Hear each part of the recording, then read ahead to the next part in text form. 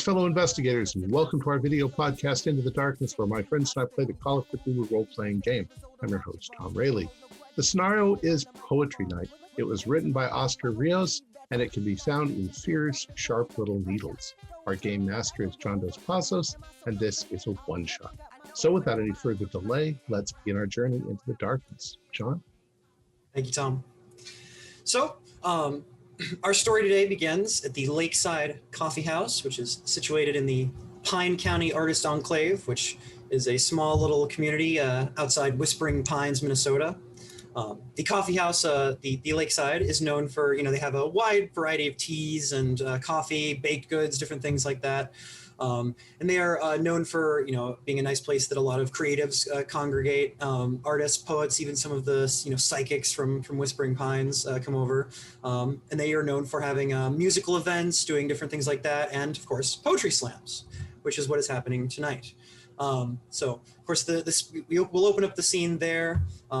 Quaint shop, very much like the one in my background. There is a small little coffee bar with all the little, goods and foods and drinks that I mentioned. And there is some couches and some small chairs, a very, very small stage, which is just a slightly, raised little bit of wood area on one of the sides of the room. There are two big glass doors in the back, which lead out into a little a porch on a nice lake, beautiful Minnesota lake. And rather than a regular sort of introduction, I'm going to have you all, just give you a brief description of what you look like and what your order is when you arrive, if you are ordering anything. And we'll just do an order that makes sense to me with my screen. So we'll start with Nick Beat. Yeah, I'm Nick Beat. And I'm a little bit of a holdover from the 1960s. I'm cool. I'm a poet, freestyle, and if I work at it, something a little bit more like iambic pentameter. I am from right locally, lived here my whole life, and I prefer cafe mocha with a little whipped cream on the top. You see as you walk up, there's a woman, with a brunette, her hair tied back, wearing an apron, a little outfit over her, casual, garb, fall sort of regular garb, long sleeve shirt and such. She's cleaning a little coffee cup, and she puts it down and takes your order. Yeah, sure, right away. It'll be out in just a couple minutes. Thank you.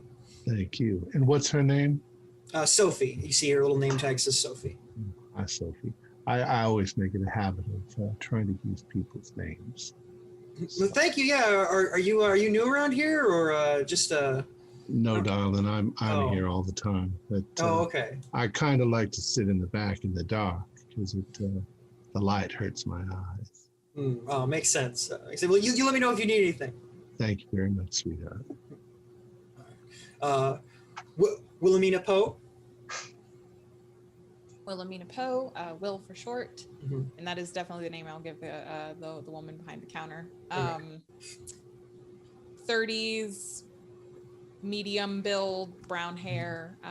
I'm an artist and a writer, and I've come before, but only occasionally, off and on. I'll take a latte. Oh, hey, Willie, good to see you again. Sure, get started right away. All right, Joe Frost. So Joe is about 26. Sorry, and he is dressed all in black with skinny jeans that he cannot really wear, but he wears them anyway. And so he's black all over, black turtleneck. And he's got a shaved head. And he walks in and comes up to the coffee bar and orders a green chai tea with soy milk. Gotcha, right away. Thank you. Or let me know if there's anything else you need. Thank you for stopping by tonight. Oh, thank you very much. Awesome. And she very easily makes the order, and that's out in a couple minutes. And George, Bob. Yes, George Robert Ross. Most people do call me Bob. in honor of the famous painter. My parents really liked him. I'm originally from Tampa, Florida, but after joining the military and getting out, ended up here in Minnesota. I come here because the poetry inspires me for my painting. I find it relaxes me. And Sophia, I'll just take a tall black coffee. Not, I don't want to put you out or anything. So just real simple order is what I'd like. Oh, you know it's no trouble, Bob. Sure, but right away. All right, and last but of course not least, Sylvia.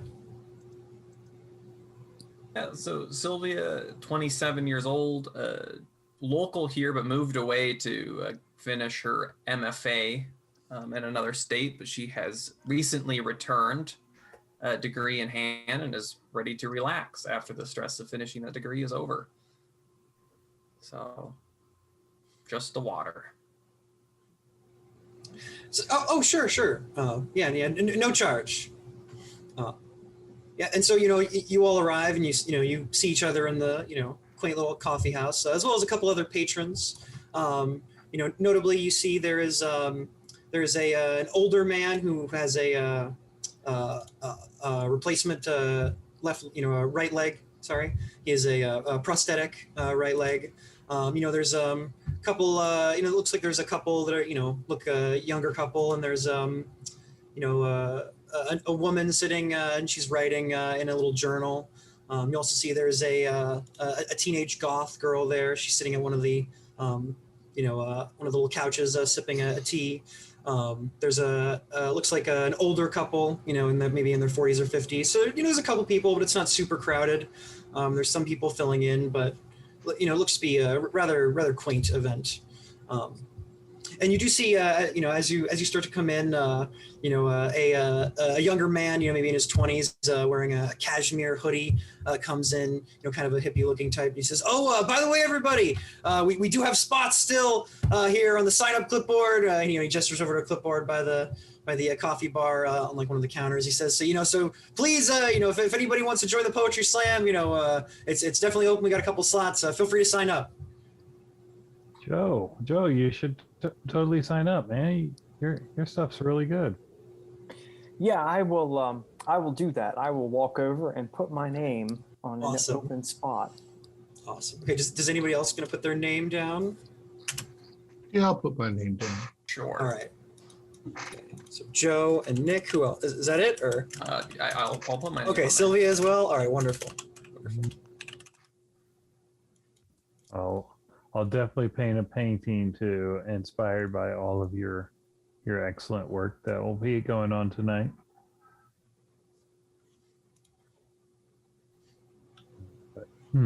Is the man that has the prosthetic leg? Is he here normally? Like, yeah, you've seen him probably once or twice before. He does have a camera bag with him. You notice on closer inspection. You probably haven't talked to him personally, but you have seen him before. And one of the other things that I should also mention is that there are a number of bookcases along the walls that have a number of books. And like I said, there is that little back porch area that looks over the lake. And there's those two sort of glass doors back there, and there's the two glass doors that are the front entrance. And there's a couple sort of small windows.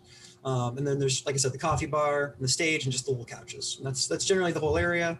It's about half full so far. One or two more people come in. You see one gentleman walk in.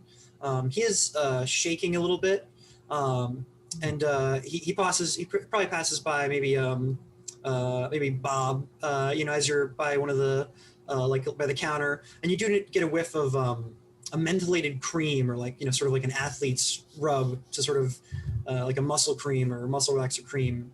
That kind of mentholy smell as he walks by you. And he walks up to the counter and orders a couple shots of espresso. Well, some espresso. He's already shaking. I hope it's just nerves there, not over caffeinization. Yeah, maybe he should consider some decaf. Yeah.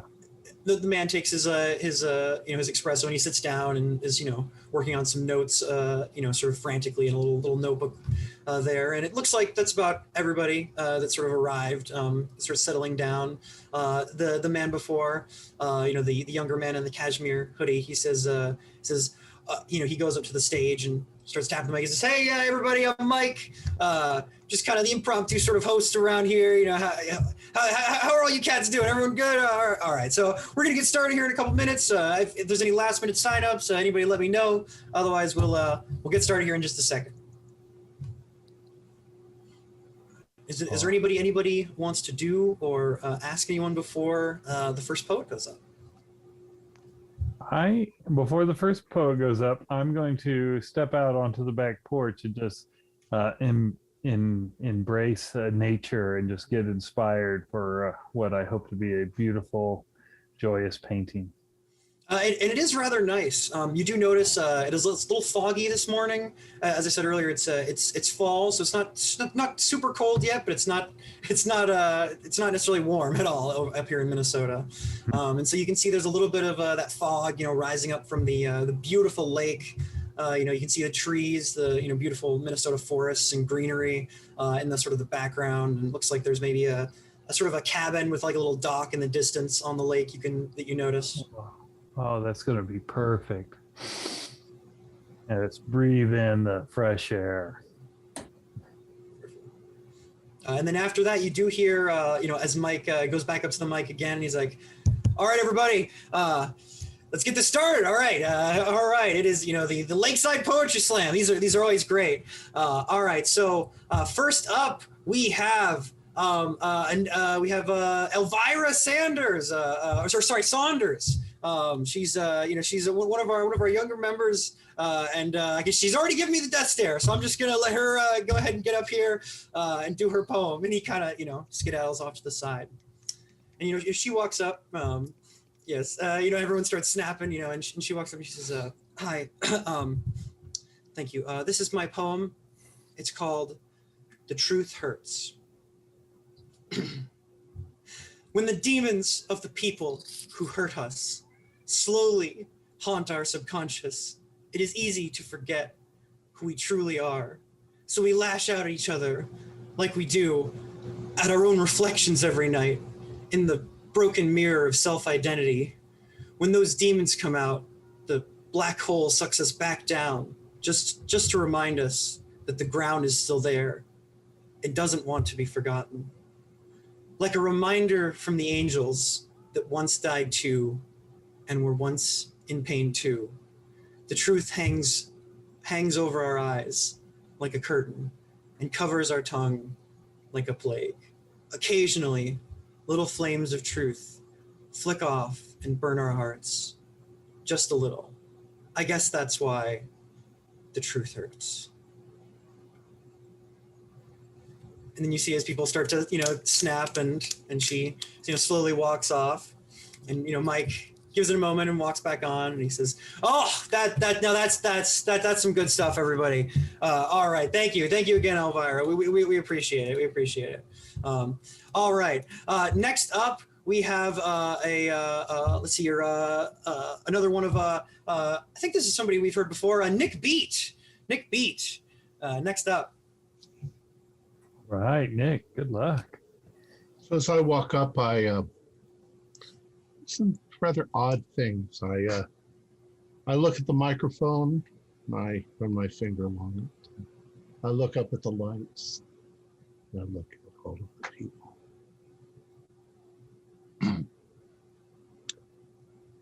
There will come soft rains, and the smell of the ground, and the swallows circling with their shimmering sound, and frogs in the pool singing at night, and wild plum trees in tremulous white.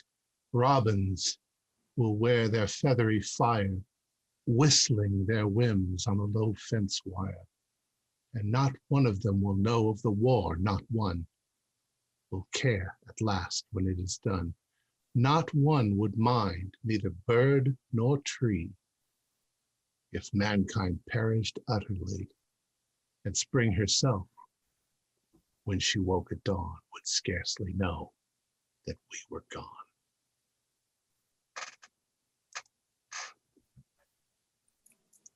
And there is that resonating snap of applause from everyone. Mike comes back up. Now that was smooth. All right. Next up, we got another one of our local friends, Anita Simmons. And you see the middle-aged looking woman who was working in a notebook. She walks up to the stage, and she says, "Hi, this is my poem, Homesick. Far away from home, sometimes I feel so alone. But don't get me wrong, I know, the same sun is shining above. On my head, my head is spinning around with my thoughts, going around in circles, playing around with my soul. When I'm lonely, music is my remedy. Red, white, and green, and you don't know what I mean when I say March 15th or August 20th or a flag with a hole in it and Trinon's fucked up treaty, and that's just the past. When you talk, it's total nonsense, but I feel you when you're playing. Different words, but total same thoughts. Brain's not working, only the heart. Don't say a word, just smile at me. I will know it immediately. Sight of the sea and fjords around me. Do I belong here? Something tells me it is my world now."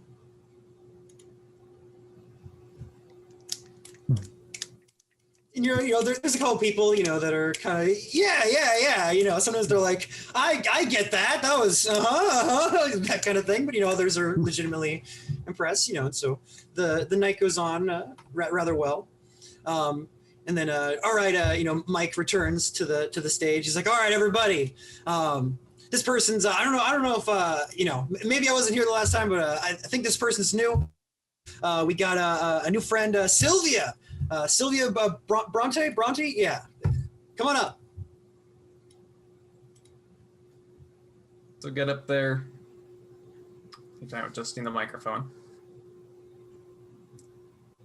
Silence screams your sacred secrets, endless echoes of gluttonous guilt. Time, it turns out, is not magnanimous, forever never rests. Drowned dead, that damned choir. Generous pours for poor gentlemen, on the rocks, not the house. Some hops, skip, and a drunk. Bitters, tears, tyrannical ears, blackout throughout the years. An anonymous escape wasted, chip cashed, car crash. Life exchanged for lessons not learned.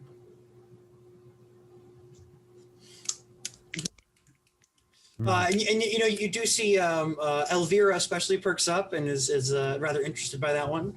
And there's that same nice snapping from everyone as they approve. And Mike returns. He's like, "No, man, this is a great night we got going tonight, everybody. Thank you. All right. Next up, we've got another one of our friends here that we've heard from before, Derek Klein. And you see the older gentleman with the false leg. He walks up, or he is also African American. I don't know if I mentioned it. He walks up and he says, "Hey everybody, thank you. I'm Derek. This is my poem. Is called the Life and Death of Henry Darger." Open on a dusty Illinois. On 350 West 24th Street, Chicago, on Rosa and Dad. She screams, expelling him. He screams, first sips of oxygen. Baby's lungs expand. Baby Darger grows. 4 whole years, her big boy. Then her puerperal fever. Then no more Rosa. No more sister. So Dad held Darger. Strong, big love for 4 more years. Then weak, sick arms let go. Big boy Darger slows down. Mary, his new mother, an orphan of God. When Jesus took Dad too, caged with no say, like minded rejects. Brains also slowed by Jesus, surround him always. Little Henry's heart is not in the right place. Slave child, slave labor, knocked it further wrong. Just wanting to explore. Discovering too much, beaten, silent. Lincoln's asylum, a hell with just fragments of light. To keep his lungs expanding. Escape, run away, try, success. Baby Darker 16 now, finally free. Forget smells of war, forget diagnosis, forget the caged animal, caged self, but he can't. Mother Mary, Father Lord, daily mass, street trash, one soul connection. William, Will, Bill, Billy, a caged baby too. Big dreams of being saviors. Child's protective society dashed away too quickly. 1908 to 1963, janitor at a Jesus hospital, so much to clean as baby Darger aged. Cleaning, praying, alone, he explored. Dreamt apocalypses, dystopias, child slaves, magic revenge, Christian death, swirling ideas, capturing them one by one as they floated eye level. Butterfly wings, fairy horns, brave princesses, gore and glory in the realm of the unreal. Close on a hazy Illinois, on 851 West Webster Avenue, Chicago, on a bad Christmas. Bitter, fortunately, not revengeful. For Darger already had his, in 145 pages, single space, one of the longest ramblings, novels ever written, tracings, murals, colleagues. Baby Darger all gone, but Baby Darger lives on. 1973, a day plus 81, no longer captive, exploring somewhere dreamy, free from the chains, from the burden of expanding lungs, dancing with Rosa, Mother Mary, Dad, Holy Father, baby sister William, with butterflies, with horns and magic, expanding wings, wet and new, flying together, finally free. Thank God he created. Thank God he prayed. He finally simmers down, and yes, there is a sort of dramatic pause before everybody, clicks in. There are some gasps and some people are very clearly moved. He says, "Thank you," and he steps down. Now, Bob, are you going to paint a portrait of baby Dargar now? I think it'll inspire me to make rushing water, kind of like the baby bursting forth, and that seems takes a lifetime to come up with something like that. Yeah, you have to lived, you have to have seen things. Yeah, it's quite the poem. Yeah. And you do see as Mike sort of awkwardly walks back on stage, kind of scratches his neck. He's like, "All right, it's really something, really something." All right, well, we're this is, like I said, it's been great. We're getting towards the end of our night. We got two people left. Next up is Joe Frost. All right, Joe. All right. So I'm going to go up on stage, and I'm going to kind of stand, not really looking at the crowd, kind of having them to my right. And I'm going to take a moment, and I'm going to, some days are stranger. Some days bring mystery. Some days seem to linger, and some days should never be. I'm a little bit something, but I don't know what it means. The smoldering ruins beckon to the grandeur of my dreams. Remnants of my memories are all that remain. Some roads are lonely. Some roads lead to mystery. Some roads bring danger, and some roads we should wander not.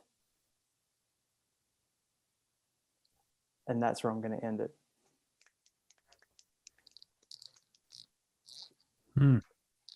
Very well done. Yeah, and there's the cacophony of snaps once again, and Mike returns and he says, "Wow, that's good. I mean, this is man. Not to say anything about our past months. Hey, no, every poetry slam is good, but this one's really something. This one's really something. No, I will point out, I have noticed a couple people are filming on their phones and things like that. That's totally cool. Just want to make sure, I feel bad. I'm a little bit stoned, but I forgot to mention earlier that remember everybody that if you do, please, if you're going to post these anywhere, please make sure to tag the artist and the Lakeside. Thank you, everybody. All right. Now, last but not least, we have another one of our local friends, a wonderful fellow, Ron. Some of you know Ron. Anyway, get on up here. Come on. And you see as the man who is shaking and drinking the espresso, he slowly walks up to the stage. He kind of steps up a little nervously and takes the mic. He says, "Yes, thank you, everybody. I am I'm going to be doing one of my original. It's an original piece called Unmasking the Lie." And when he says that, you do see that a couple of people in the crowd sort of they either sigh or you see Elvira even rolls her eyes. And if anybody who has psychology, you can go ahead and give me a roll if you'd like. All right. Oh, Yeah. Fail. Nope. Failed. I got an 02. I 81's wasted a my fail. first 02 of the night. O2, yeah. So with that O2, you do get this kind of the inkling that a couple of the people seem to be they're kind of giving that sort of sigh, like, oh, Ron's up to his shit again, like that kind of sort of sigh. They are not pleased with him already, just from the name of this. And he begins, and at first he begins sort of.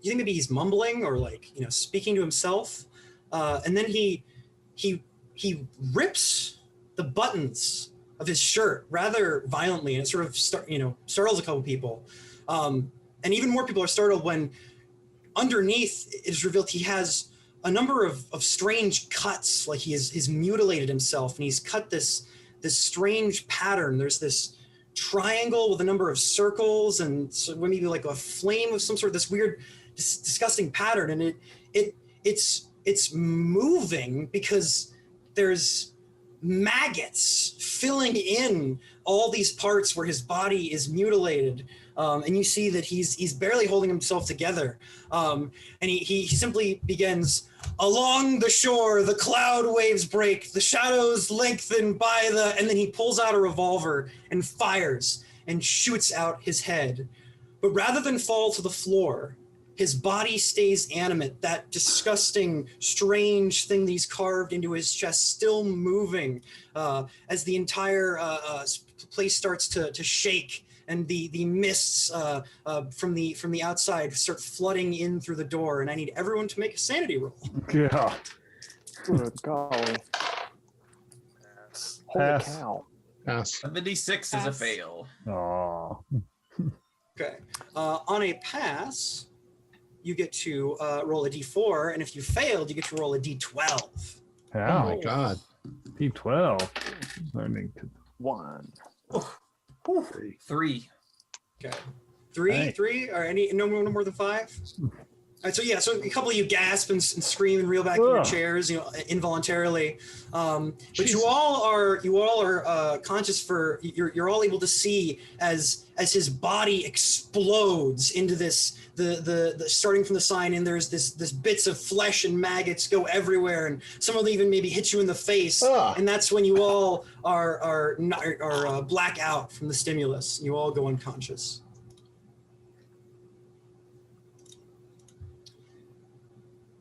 When you awake, you find yourselves in the same coffee shop, but things don't appear right. It's just you all and a couple of people sort of, dazedly, waking up as well. It looks like there's Derek, the older African-American vet with the leg. You see there is the woman who is called herself Anita with the book. And then there is Elvira as well. The three of them are sort of, hazily sort of checking their eyes and looking around. You also notice that your phones and any other electronic devices you brought are strangely missing What the fuck is going on on? waking up. You okay? Everybody okay? There's. Are we There's still still- covered in goo and blood? Yeah. That was one. Strangely enough, no. You definitely felt like that felt real to you, but there aren't any bits of the body around anymore. So you're not really quite sure what to think. Oh, my. What the the? hell? Just What the had the hell? weirdest dream that someone got up on stage and That wasn't a dream. wasn't Something it? happened. Where's the body? Where the fuck's my Oh, phone? That's got it. Where's the lights? Is there a light It's switch? coffee. The lights Yeah, off? you are able to find the lights and flick them on.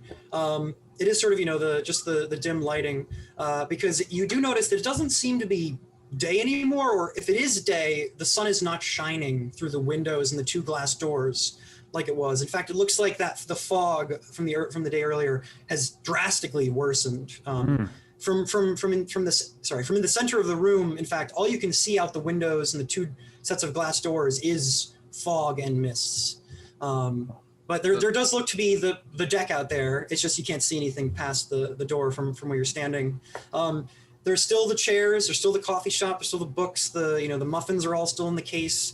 However, it's just you and those 3. And you see, they're sort of, in the same state as you are. And Derek, he sort of pats around for his phone as well, and he gets a little frantic too because he's like, "Wait, where's my?"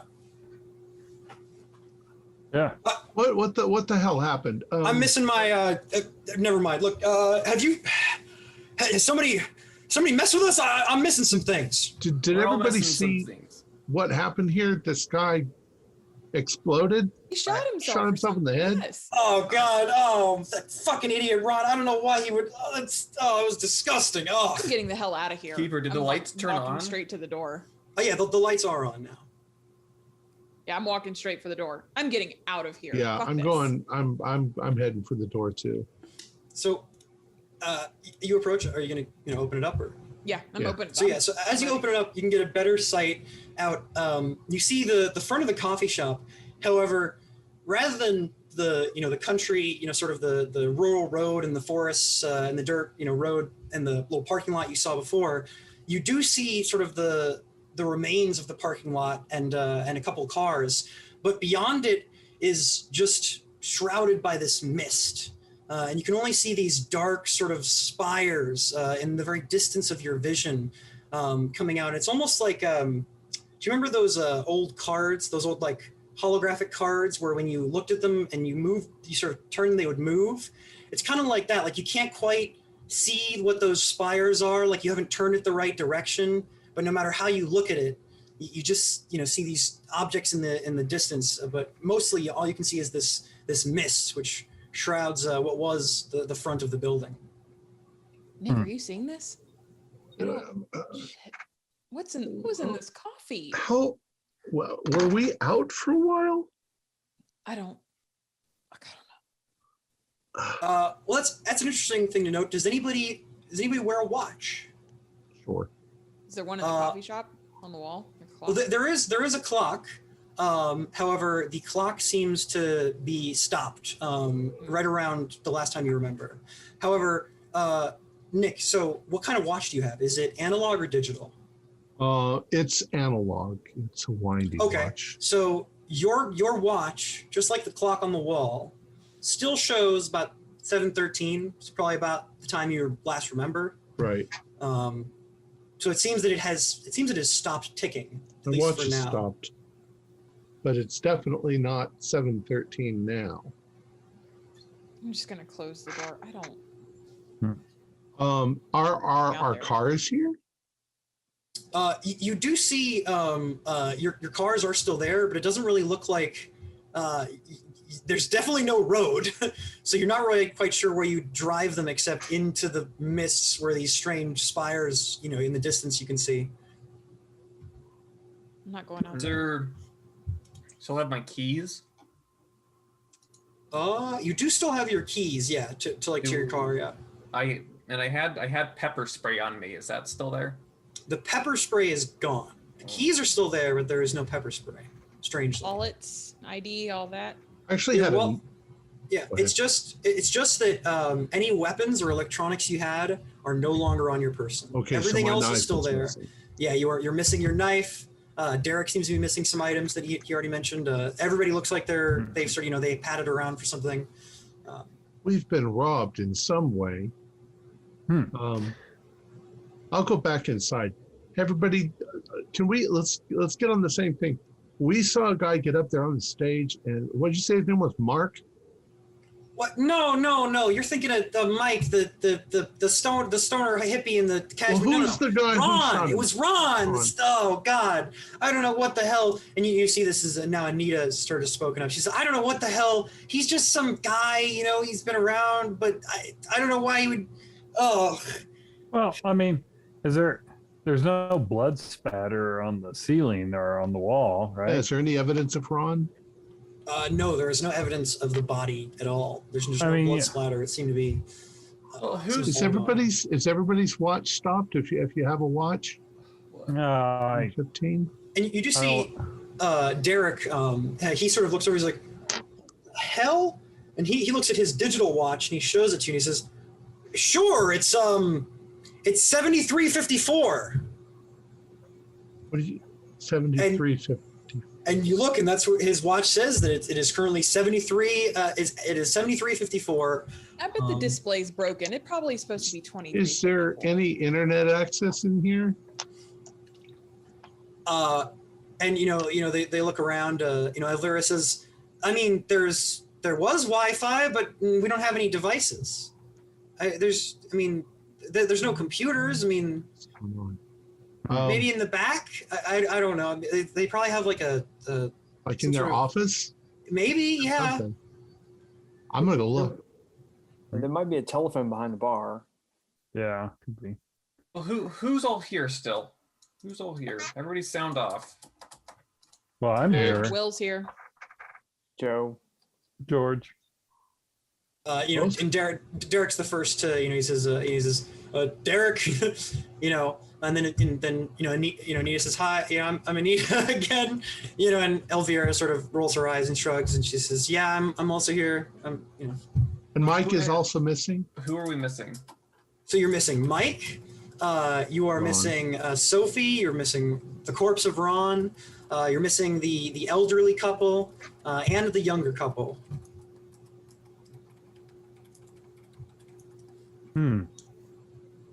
Must have knocked us out somehow. Look at him before he shot himself. I swear, I saw bugs all over him. Or yeah, it was caterpillars, worms. And Derek speaks up. He says, "No, I don't know what the hell's going on here, but that his body stayed there. He didn't fall." Yeah, we all saw that. I don't know what kind of drugs you understand? That's not how I've seen men shot. Derek, okay, I've seen men shot. Hey, that's not how that works. Derek, breathe. Just breathe do you in and know out. Ron? What do you know about Ron, Derek? You seem like you know him a little bit. He's been at a poetry slam before. This is the first time that he's performed. I barely talked to the guy, and he kind of looks at the other two, and they sort of shrug. All right, let me go see if we got any kind of computer access. Emotions are a little high right now, so just they're looking for a phone or something. You all just sit here and just breathe for a second. Freaking out's not going to help us at all. All right, just take a second and ground ourselves. There's some cherry pie over there on the counter if you want some of that delicious looking cherry pie. And I walk into the back. Sure. Yeah, you do see that there is a little storeroom in the back. There is indeed a computer. However, it is not currently turning on. You get it to turn on. Is there a phone? Might be some sort of power issue. There's no actual phone. There's no landline here. This looks more like something maybe like a converted house rather than a business that would have like a landline like that. And you do notice that there is there's some boxes and some stuff, and there is a door to a storage closet as well, which is closed. I'll open that just to take a look inside, see if it's just a closet or a... You do see that it is locked, and why don't you go ahead and give me a listen check? 90. Try the door. I don't think that passes. Yeah, as you try the door, you just hear it thump against itself, so it must be locked. All right. Any cash lying around? No, but I mean, this door doesn't look too, it doesn't look like it's not a metal door or anything. And it doesn't look like they have any cash. It looks probably like their safe's probably under the counter. Yeah. I'll just go back into the other room. I'll say, computer doesn't work, and there's no phone. There's no landline here. Huh. Are there payphones? Aren't there such things as payphones anymore? Not around here, no. Yeah. They went with the cigarette machines is where they went. Yeah. Um, The 6 people that are missing, were they sitting in the same area, or were they kind of spread out through? Oh, they were spread out. I mean, because we're talking about Sophia from behind the coffee bar. You know, the younger couple was on the couch, and the older couple was like up against a wall at one of the tables.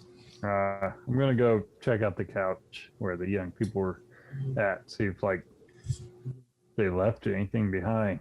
No, I mean, you just see that there's a couch. There is looks like a book. Maybe one of them was reading that they had gotten from the shelf. Looks to be a book, mountain poetry.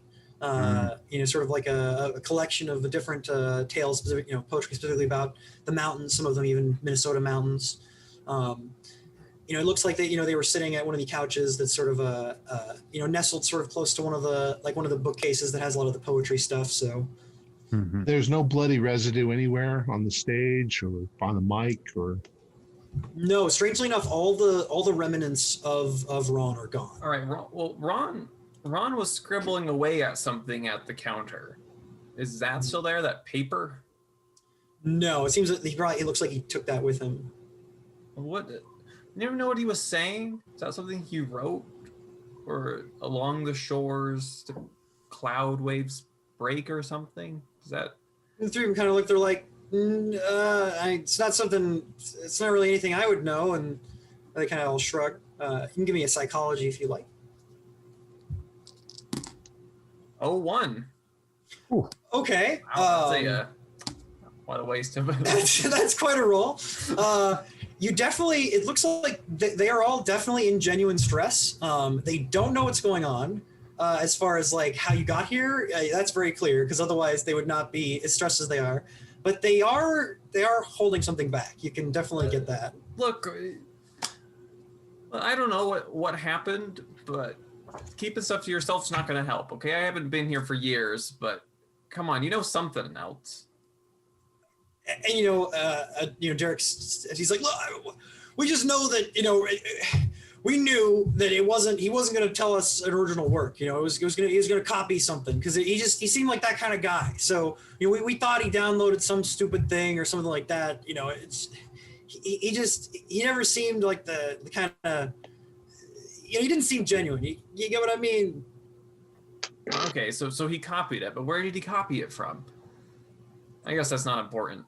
He barely read it. He started reading it and shot himself in the face. Is there a bookshelf in the coffee shop? Oh yeah. There's bookshelves along each of the walls. Mm-hmm. I'm wondering how isolated we are.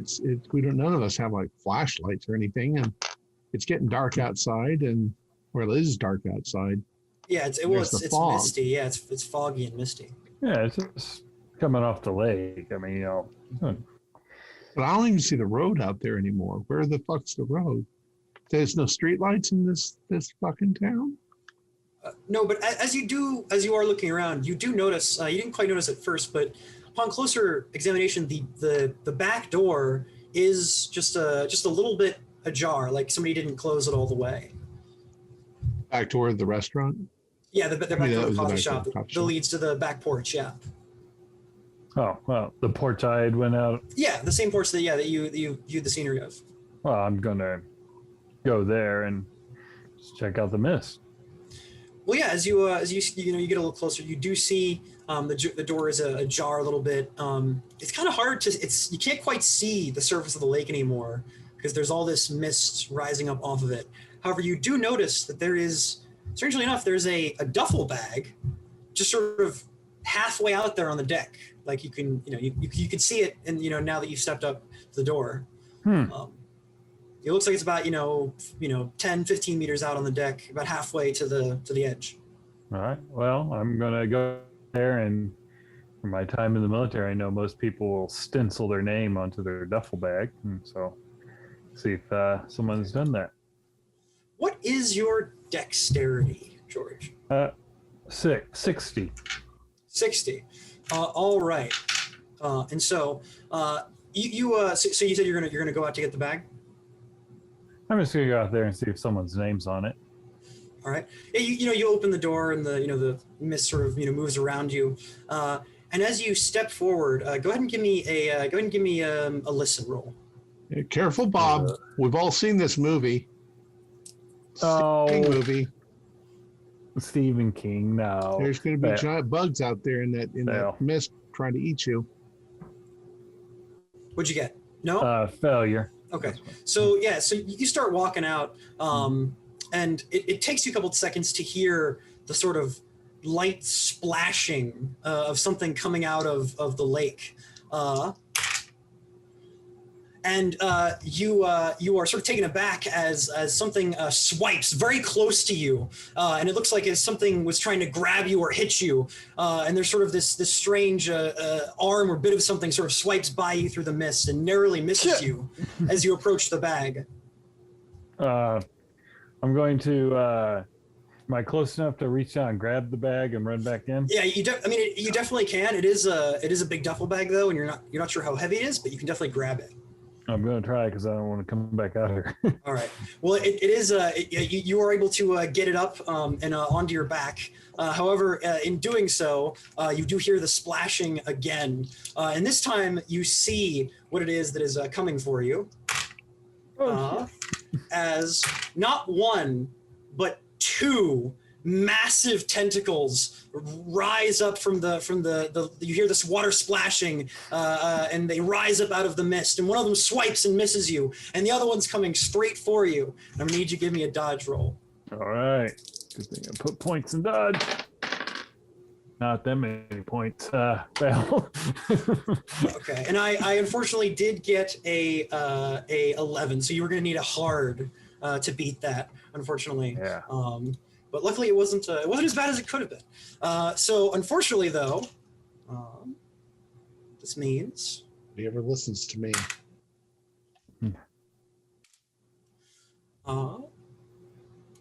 all right, you are going to take 7 damage as one of these things, these massive tentacles, tries to wrap around you and tries to constrict you. And now you're going to need a dexterity or strength check. They're the same. So that is a regular. Okay. All right. And so you are just barely able to keep this thing from just snapping you right up and making off with you. And so it tries to sort of grab you and pull you away, but you were able to sort of narrowly get out of its grasp. Okay. Now, is anybody else gonna Do we hear him yelling and screaming? I would assume so through the open door. Right. We probably come. At least I come running to the back door. Okay. Yeah, That- definitely. That's a major wound, so I'll have to make a contact. Oh yes, yes. Go ahead and make that Constitution check. That's a pass. All right. Mhm. So you're still up. If he's kind of near the door, I'll reach out and grab him and try to pull him inside. Yeah, he's just picked up the bag and just narrowly avoided the being pulled away by this tentacle. So he's still about 10 meters out from the door. Right, 30 feet. Mhm. All right, I About a turn of movement. but I see shadows of something move through the mist. You definitely do. It's something reeling from as you run up there. He's injured. I'm gonna run out, hunkered down, and try to grab a hold of whatever body part is closest and drag him back. All right, wonderful. And I assume you're going to be heading back as well, trying to get to safety, Bob. Yeah. Yeah. All right, cool. Then you can. I'll have you both make dodge checks for me then, as 2 more of these things rise up. Does 99 count as a really good dodge? Well, it's funny you mentioned that Me. because I swear I just got a 1. Oh my god! So you're saying no? This game's gonna be over quick. Only one was the bag. Okay. All right. So Nick. Well, Nick. I hate the fact I'm a good person. I hate So that Nick, that's I gonna be 11 damage as this thing squeezes you. That kills me. All right, wonderful. Oh no. If you'd like, you can go ahead and play Derek from this point. And I can send you a little something. However, so that is unfortunately that. And then what did you get for your roll, Bob? 89, which is a fail. All right. Do you want me to use Derek, but just use my sheet? You can go ahead and do that. Sure. We'll go ahead and do that. If there's any differences that are going to make a difference, I'll bring it up to you and mention the different stat that Derek has. Okay. But let's see about. Shortest character I've ever had. So Bob, you are the lucky one, you dodged, but however, 2 more tentacles make their way for you, and unfortunately, Nick Beat's body being pulled by the other tentacle is a good obstacle for them, and so you are able to sort of skedaddle back inside as Nick Beat is dragged down into the mist, and you hear the splash as they are pulled into the water. Sand rolls? Yes, so definitely, I definitely need a sand roll from Bob, and then probably from anybody that was close enough to see or hear that. So probably at least all of you are hearing that. 37. I'm not. Is anybody not in view of the front door? Or sorry, in view of the back door, I mean? Pretty much ran back that way. Okay, yeah, so yeah, as you followed after. All right. Who failed? I got a 0-3, so the adrenaline must have just protected me. Yeah, right. You're like, I'm not busy with that right now. So on a success, it is just it's just 1, and on a failure, it is a D4. Got my duffel bag though. You did get the duffel bag though. I never liked that, Nick. No one else go outside. Oh my god. Yeah, I back way the hell away from any windows Shut the door. or doors. What's Derek's last name? Sorry. Derek McDerrickson. Derek's last name is Derek Klein. You are a 40-year-old African-American vet. Your right leg is a prosthetic. You're a landscape photographer. Well, Bob, what's in the bag?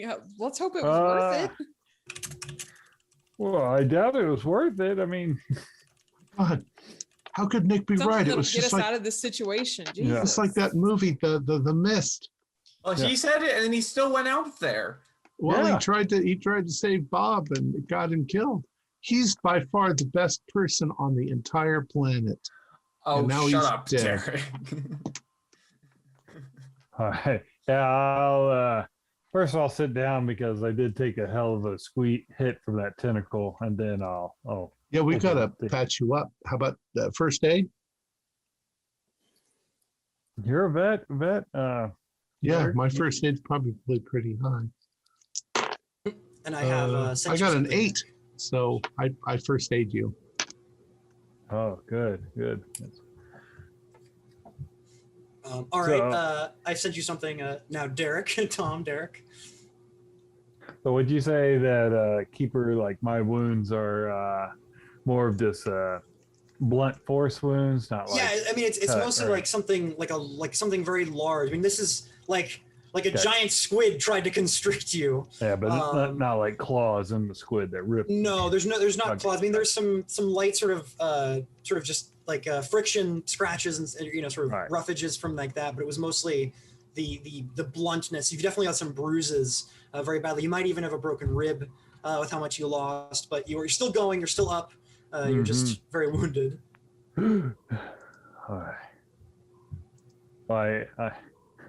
I open up the duffel bag. Yeah, and everybody's sort of, the other two are like, what? We have to go after him, right? I mean, he must have. What was that? Everybody's We need to staying. barricade the doors. Everybody's Yeah. staying. And Anita's just staring. She's like, no, that's the Nick Beat guy. Did you see what killed him? I know. He just got pulled into the mist. Yeah. I mean, if you want to go out there and Oh and no, have it I'm out, good. No, I'm good. I'm And good. then we need to shut and barricade everything. So yes, inside the duffel bag, you do find there is everyone's cell phones. including Derek and Elvira, who are very happy to grab them. And in addition, there is a 45 revolver, which Derek, belongs to you. It's an old gun. And as well, there's also a knife that belonged to Nick Beat. I think somebody else mentioned something. Yes, there's pepper spray. Pepper spray is here.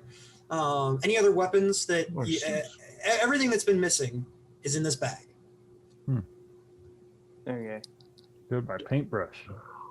Do any of you remember how Ron's fucking poem started? I said that along the shores the cloud waves break. I've seen that before. I think it's in one of these books over here. Hold on. Well, you don't have to hold on. I'm just going to go check them. So I'm going to see if I can find the book. That's a lot of books. You need help. And you pull out. It's a rather particular book. So you remember where it was, Derek. And you pull out from one of the shelves a black book. It is black, sort of a cracked front, maybe, kind of like the scales of a dragon or the hide of a beast. And on the front, there is this strange golden beetle. And this is the play that you remember, Derek, that you have just briefly skimmed. And you know that he has stolen it from that book. It's from a play. So I've got the book. I'm going to flip it open and take a look. And it is the play, The King in Yellow. Oh. Yeah, but I mean, what's that got to do with anything? So he plagiarized a crappy poem. I don't know. It's just, I don't know. There's something about it that everything went to fucking hell the second he read that. Just hand it here. Here. I want to start reading this. Hey, Will, do you got any like Tylenol? I'm hurting pretty good over here. Yeah. Let's get you patched up, Bob. Well, Derek, I just need something to kill the pain. Yeah, does somebody want to do a first aid roll? Oh, someone already did. I did a first aid on it. Yeah, what did you succeed? I got an 08. Oh, okay. Yeah, so then you get the 1 point back. Yeah. Nice. Awesome. So so you're able to, he helps you with your bruises a little bit. I helped in the way my leg got helped. I just amputated what was wrong. Right, yeah. So that's my lungs. Yeah, and so you start flipping, Sylvia. And this is rather fancy. I mean, there are the pages are gold.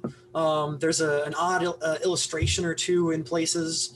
And as you flip to the back of the book, you see on the back cover is another copy of that very strange symbol, and it kind of reminds you a little bit of what he had carved into his chest, but it isn't. But it's strange because it almost like you're trying to wrap your head around it, but whenever you flip off the page, you have a hard time remembering exactly the way it looked. If that makes sense. Yeah, it's intriguing. Do I have soul service? No, you do not, unfortunately. And when you prick your phone up, it has some interesting information to tell you. Like similar to what Derek said, it is 9408 currently, and it is 13/45 1331 is the current date. What? Okay. So do I have a pen? There are pens about? Yeah, there's definitely pens. They're like at the counter. I don't know. While I'm flipping, trying to find the passage that he plagiarized, I want to doodle that thing on my hand. Interesting. Okay. And as you do, you sort of you have to make a copy, and you can go ahead and let me see if I can pull this up. You are able to solidify it for yourself on your hand, but you have to kind of keep glancing at it. So this is the symbol, and it is very odd the way it's almost like an optical illusion. It appears to move, and when you try to think about the image in your head just by itself, it's strange because it's ever in flux. You can't quite put your finger on what it looked like until you stare right back at your hand where you have it just sort of marked there. So, And however, yeah, go ahead. I think I found the lines that he read. Yeah, and you do flip through, and of course the first couple lines are what he began with. Yeah. However, somebody, as you go, sorry. Yeah, some character in this play named Casilda sings this or something. Yes, Casilda's song. And as you continue to flip through, you actually find that there are a couple sections that are highlighted. More specifically, there are words highlighted from throughout part of a passage, and you see words highlighted in yellow, words highlighted in green, and words highlighted in blue. And I will also show that to you. Somebody wanted to annotate a book that wasn't there. How kind. Through the song, the way is made ready. The chant is the key. The yellow sign is the door. Through death, the doorway is opened. None shall remain to unmake the way. Well, I mean, if he believed that crap, then, through death, the doorway is open. That would explain why he killed himself. That's, what?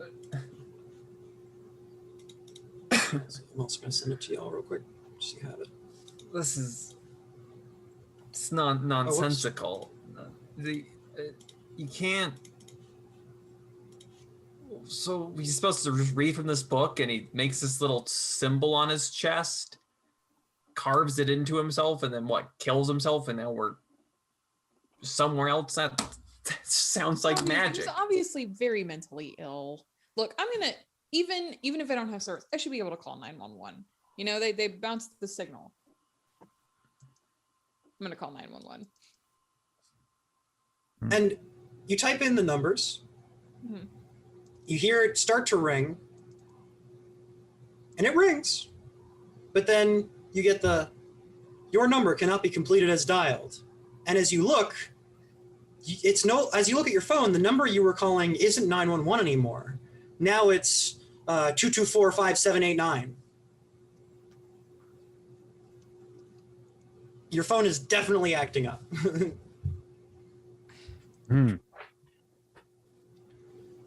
And you see, it's funny you mentioned, you see Elvira trying to do the same. She's sort of struggling to try to work her way around the phone, but to no avail. I'm going to go over to my painting, and just because this is what relaxes me, I'm going to add little tentacles to the lake that I painted. So I remember what they kind of look like. Interesting. Okay, I like it. Really, Bob? I'm sorry, but it's going to calm me down, and it's my way to pay tribute to Nick. So, I gotta keep flipping through this thing. What is the yellow sign? I'm looking for more context around what was highlighted. The image in the back of the book is yellow. Maybe that's the yellow sign. And I don't know this is what he the maggots inside his body, they were also yellow. Follow this. He carved this. This must be the yellow sign. What are we even speculating on here? We need to find a way out of here. That's what I'm thinking, and I don't know what to do because I can't call 911. I don't want to go out there again. No. You don't. Who has a gun? I'm not taking my chances. So look, wherever we are, we have to leave. And if this is how we got here, it might have a way for us to go. So that's what I'm going to do. What are you, Sylvia? What are you even talking about? What am I supposed to be talking about? Huh? Well, some thing out there and killed somebody, dragged them off. How do you explain that? Where are we? Does anybody want any coffee? Yes. I'm gonna I'll take a coffee. fix myself some coffee and have a piece of pie and fuck it. So Maybe in the morning somebody will come looking for us. Did you leave the door open, or is it shut? Oh no, it's shut. Close that. All right, that's what I figured. So, you can see that there's sort of just the eerie little bit of mist that got in the room, sort of lingering on the floor. And as you're all sort of still processing this, it's been a little while it's been a little bit since you've woke up, and things are definitely being strange. So I want everybody to give me a sanity roll. This is a 0 something roll, so pass and nothing. Don't worry about it. Pass. Fail. Yeah.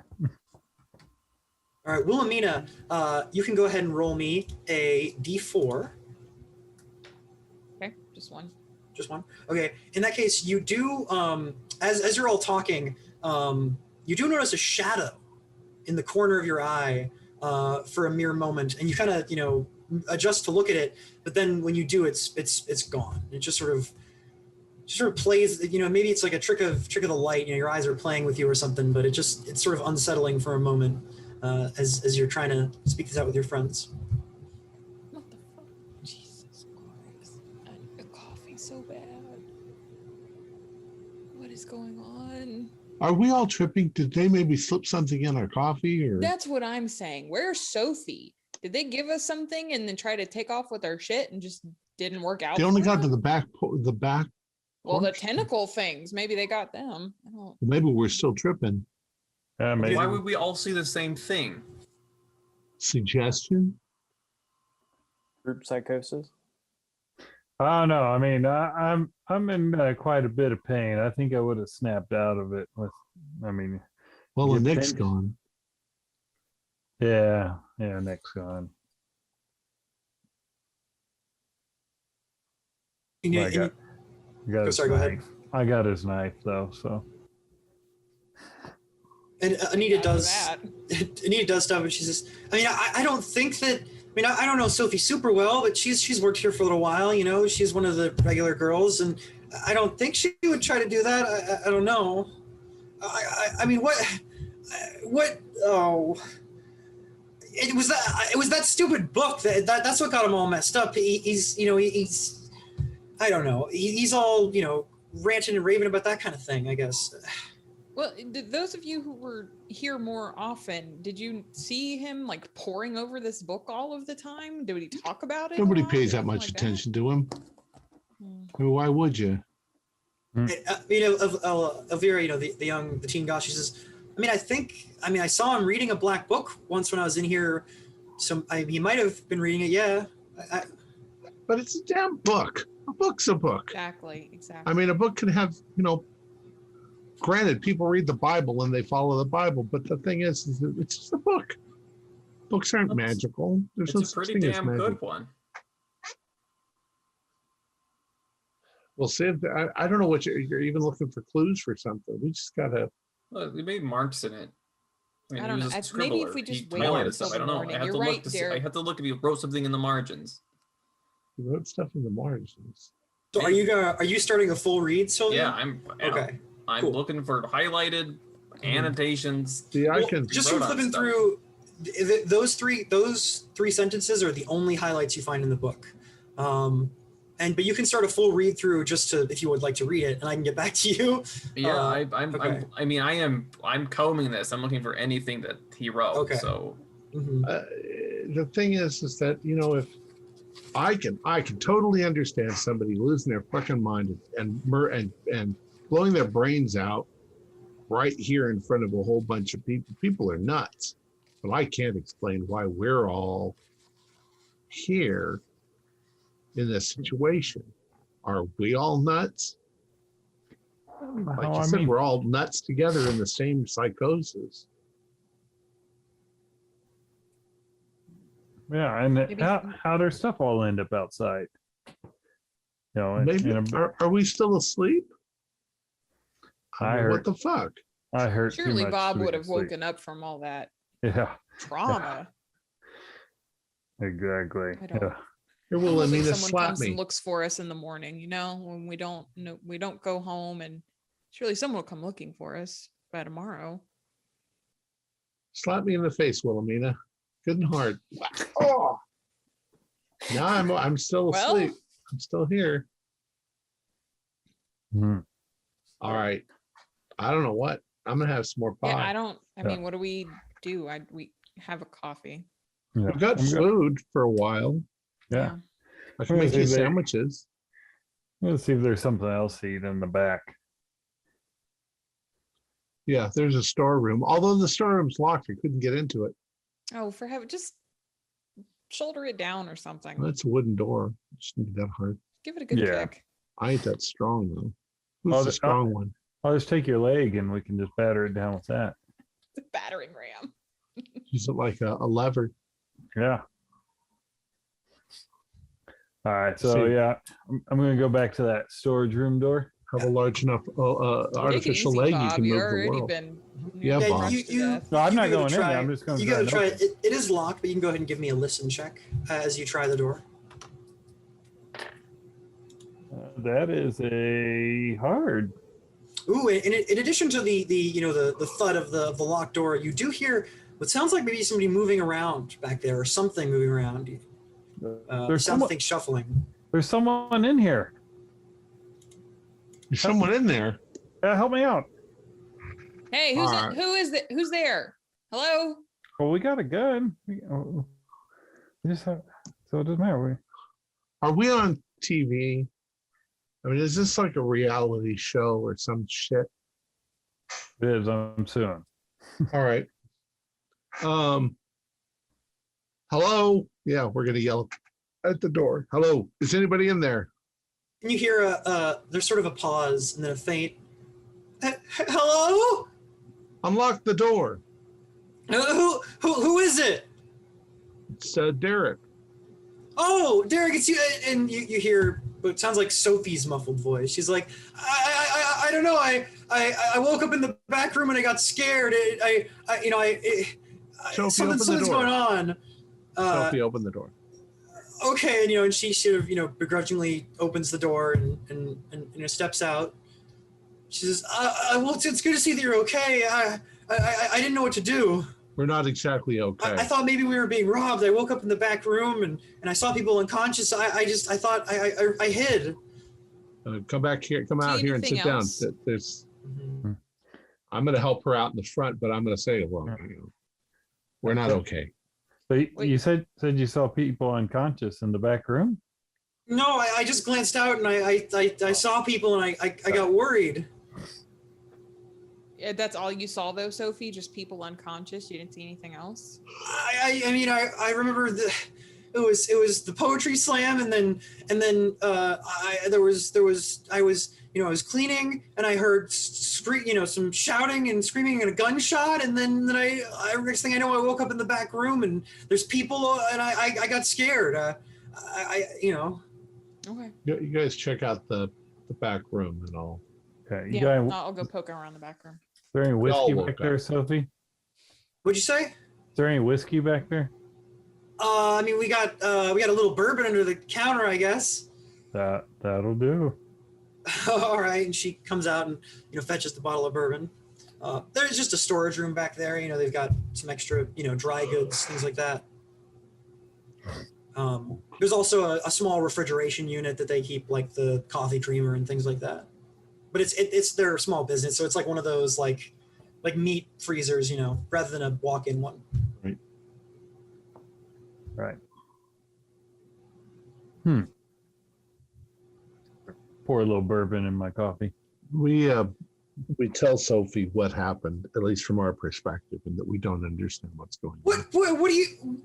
What do you mean? What? So something grabbed that beat guy? Yep, he's gone. But where's everybody else? I don't understand. We don't know where they are, and we don't know where we are, and Don't go none of outside. our phones work properly, and we're afraid to go out into the mist, like in that movie. What movie?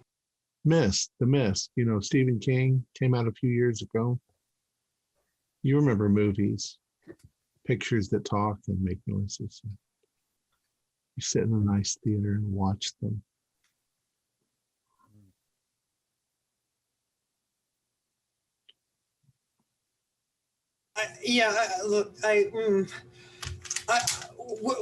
Where the hell are we? I mean, we're not in Minnesota anymore. Has anything else changed in the bar? Pictures, decor. Is anything different? As you look around, you see that it's mostly the same. I mean, you can't quite tell. I mean, it's mostly just little things. I mean, obviously there's people missing. There's body parts missing. It does look like as you examine some stuff, you notice that the muffins look a little weird. Maybe one of them was moldy before and they just didn't take it, but it looks like one of them looks kind of off. But some of the others look fine, like they're good to eat. She pours Bob a shot of bourbon. That seems fine. Seems regular. But this is definitely like there seems to be some sort of water on the back porch, but it is not the Minnesota lake you remember. I mean, at least it's not how it was when you fell asleep. If it is the same lake, because it's drastically different. I don't know.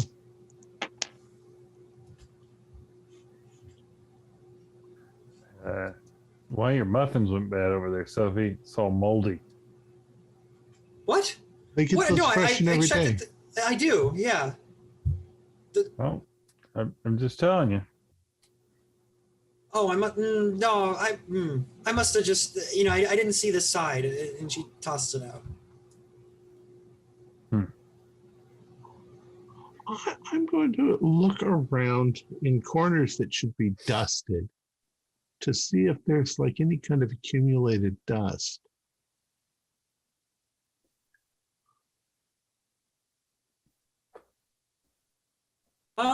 No, there doesn't seem to be any extra dust. I mean, there's some corners that are a little dusty, but you don't really think that they were dusted when you came in here. So there's not an excess of dust. There's not like cobwebs, like you were out for 2 years or anything like that. But there is some dust. It seems normal. It's hard to tell. Yeah, normal dust. Okay.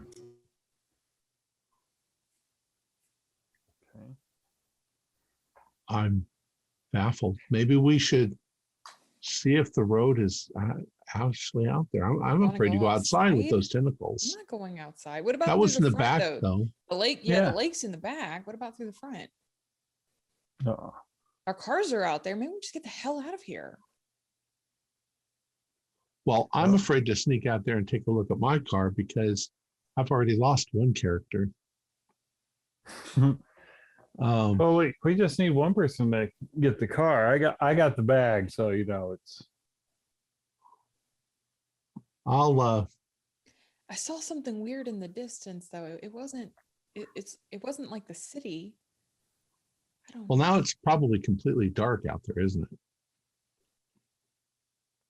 Yeah, but there's no street lights. Yeah. You guys keep a look at the front door, and if you see anything, you tell me. I'm going to run out and see if I can unlock my car and okay. If the car engine starts. Why don't you go ahead and give me a sanity roll, Derek? 04. I'm doing really good on sanity tonight. Okay. Yep. So you do walk out to the car. I don't walk. Oh, sorry. Yeah, you do get out to the car, and you are able to open it up. It seems to be, just as you left it. It's a truck, an older truck. There seems to be some crutches in the back. Maybe for perhaps if your prosthetics ever, acting up. Get an extra pair of underwear. There's some cigarettes in the glove box. There's some rounds of 45 ammunition in there.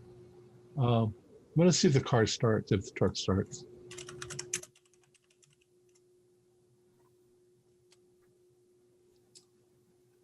And as you turn the key, it is rather odd because the car, it has trouble starting. Like there's something wrong with the igniter. Yeah. Like it can't sort of, get over that little hump. Can't start it. Do I have, you said I have ammunition. Do I have like a shotgun or something? No, it's a 45. Their ammo for the 45 revolver. Oh, I'm sorry. I have a 45. Okay. Yeah, well, that one was found in the bag that is Derek's. I'll grab the ammo, put it in my pocket, and grab the underwear because I might need it later. Okay. And I'll run back inside, keeping my eyes looking around for tentacles or. And yeah, you were able to get back inside. Well, So the car doesn't turn over. Can't get it, and I know it's got a full tank of gas. is Dude, it an old but car? I got some. What's that? Is it an old car? Not really. It's a couple of years old. It's a good truck. Keep it in good condition. I've got some extra ammo and. Well, if nothing else, you didn't get attacked by anything. If we get truly desperate, we could just go out on foot. I But guess. something might want us to stay here. This just doesn't seem natural. Sylvia, have you got anything more on that book?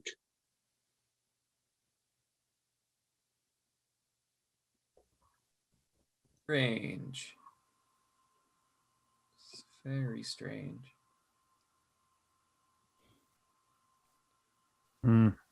It starts off as a play,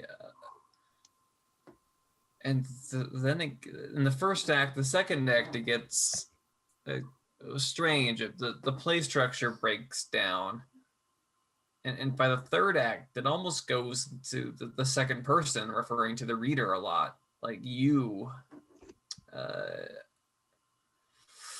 It's weird, but I don't know what to make of it. And I set it down. John, did you mean to send that to me? Yes. Yeah. Did you get the second message as well, or the first message? About Sophie. Here, hold on.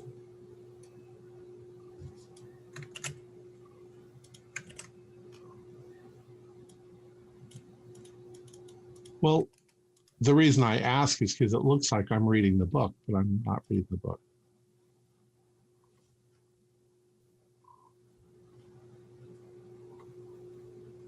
But, oh no, you're not reading the book. No, it's just Sylvia. Okay. Oh, okay. I see what you're saying. No, it's weird. It would be certainly something interesting to study. And yeah, and the only highlights are those the three sentences you found. But I mean, this is somebody who's interested in like postmodern play I'm sure would love this. Could maybe write a paper on it or something. But I remember reading a little bit of it. It was pretty weird. It is weird. I thought it was boring, so I kind of put it away. But yeah, this stranger comes to this place called Carcosa.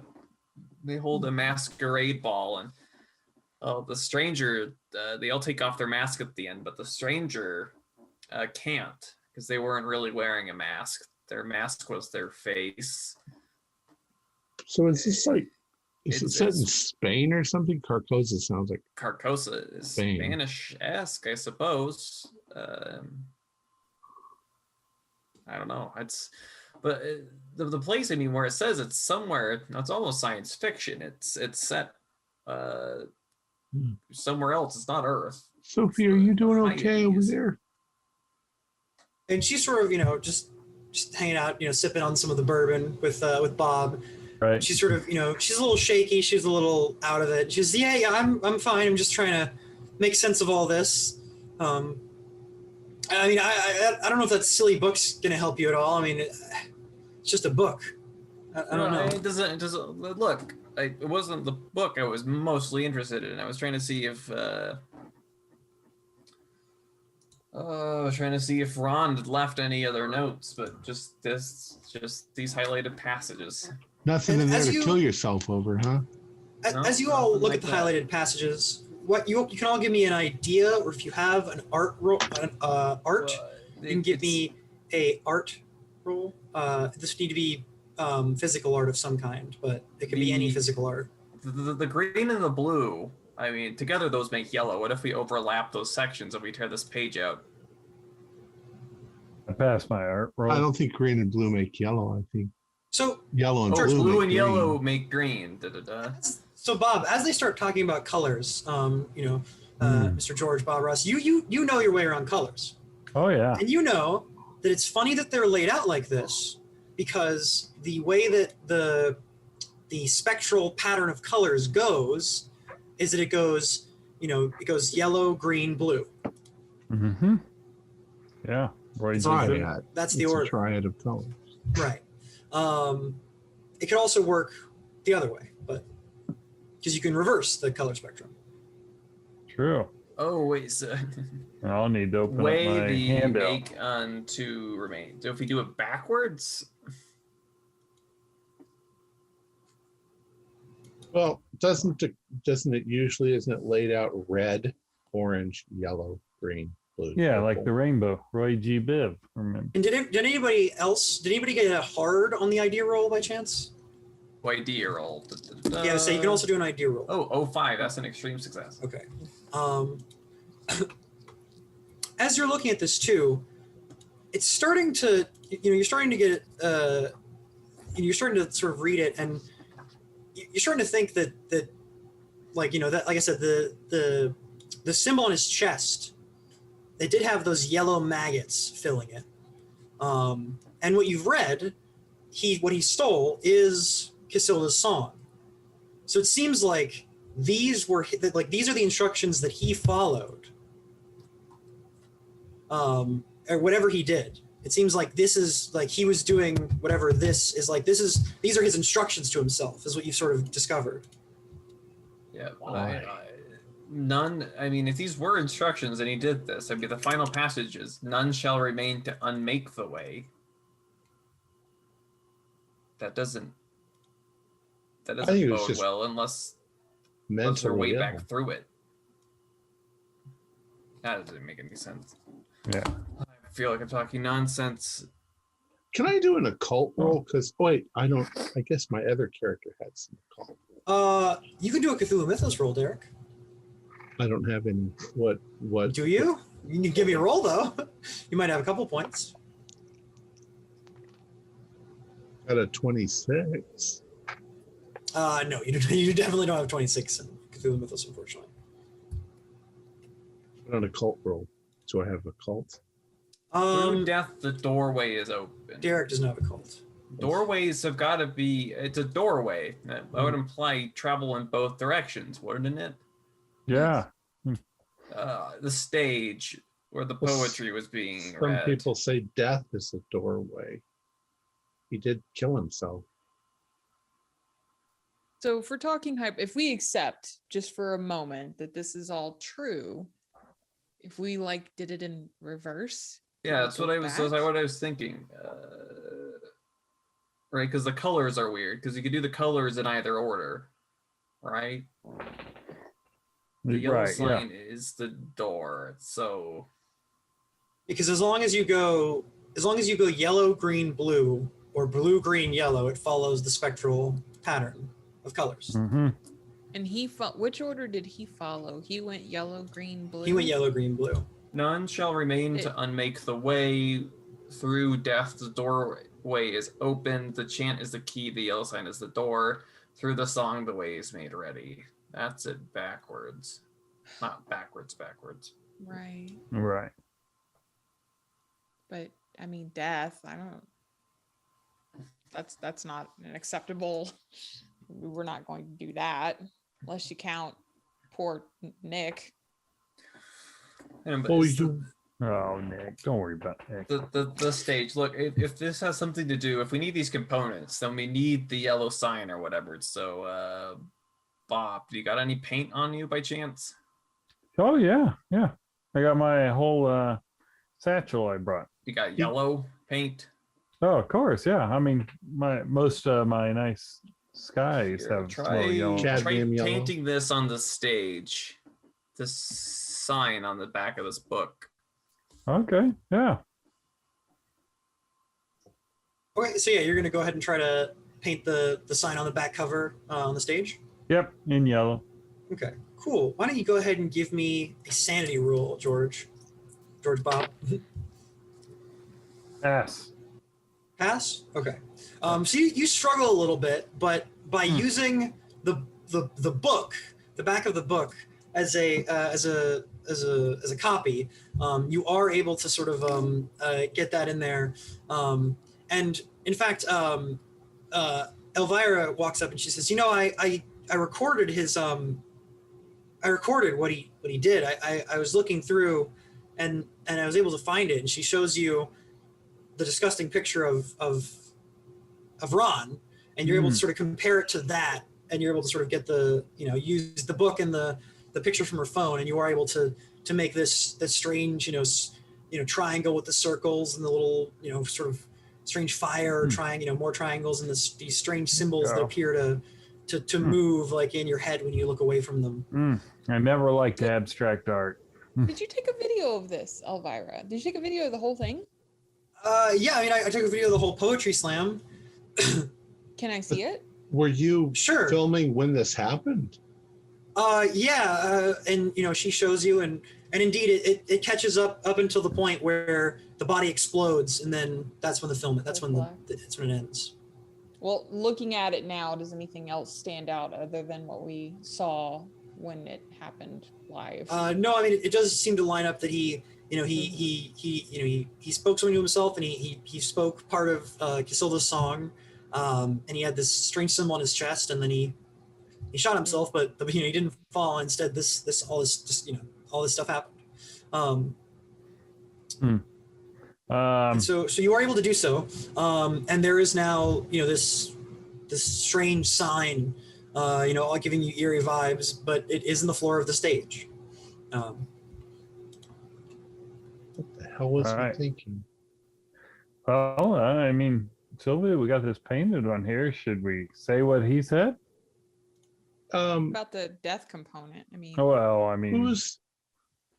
You said that one of the girls here is a goth, right? Yeah, Elvira is a teen goth. Elvira, is this some sort of witchcraft thing?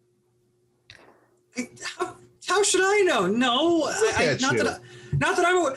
Okay, do you really You're Wiccan, right? You're all Wiccan. God. No, okay. Wow, old man. That look, I liked you, Derek. Come on, don't start making me not like you. All right, guys. All right. Well, here's my thinking. Will, you keep making the death component. I'm just thinking of this as a doorway, right? If we just read the word, it's a doorway opened by death.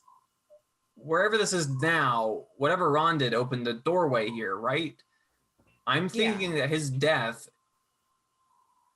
is still there. The doorway is still there. Aren't you supposed to do the opposite? I can't bring something back to life. You want us to give birth? I don't. I'm just thinking we can open. I'm just trying to find a way to get back through the way we came. So I'll stand in the middle of this symbol that Bob has so graciously painted. I'm backing away. Looks good. Yeah. Along the shores, the cloud waves break. Twin suns sink beneath the lake. The shadows lengthen in Carcosa. Strange is a night where black stars rise and strange moons circle through the skies, but stranger still is lost Carcosa. Songs that the Hyades shall sing where flap the tatters of the king must die unheard in dim Carcosa. Song of my soul, my voice is dead. Die thou unsung as tears unshed shall dry and die in lost Carcosa. And as you do say that, some things do begin to happen. It's very slow at first. Things get a little blurry, similarly to the way that Will, when you glance outside, the spires in the distance look blurry. Things inside are starting to look blurry. The ground even begins to slowly start shaking and trembling, and there are these weird flashes of light and sparks that sort of just appear in midair as Sylvia continues. And all seeing that? Yes, you're all seeing as this continues, and even more. There's gusts of wind which begin to shatter the windows inward as Sylvia continues and begins to finish. And you do see that the sign below you continues to sort of shift, as you glance back and forth.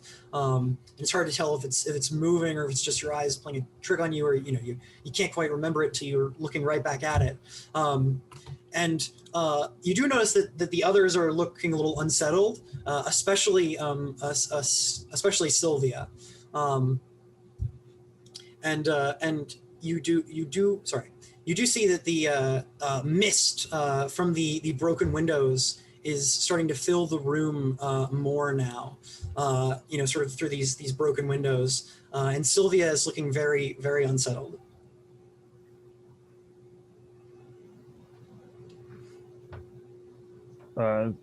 Something's definitely happening.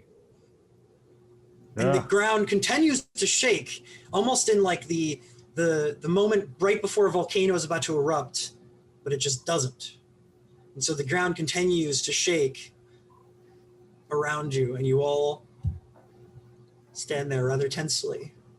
Does it stop when I finish, or does it just keep going? It is just continuing. The ground is just rumbling. Do it again. It begins, but it's just it's slowly maybe getting a little worse, but it's not quite terrible yet. But it's definitely like something's going on. The ground is definitely shaking more and more. Maybe we all need to read it. Yeah. Is there any bugs in here that I could kill? That'd be death. No, you do not see any bugs around. Okay.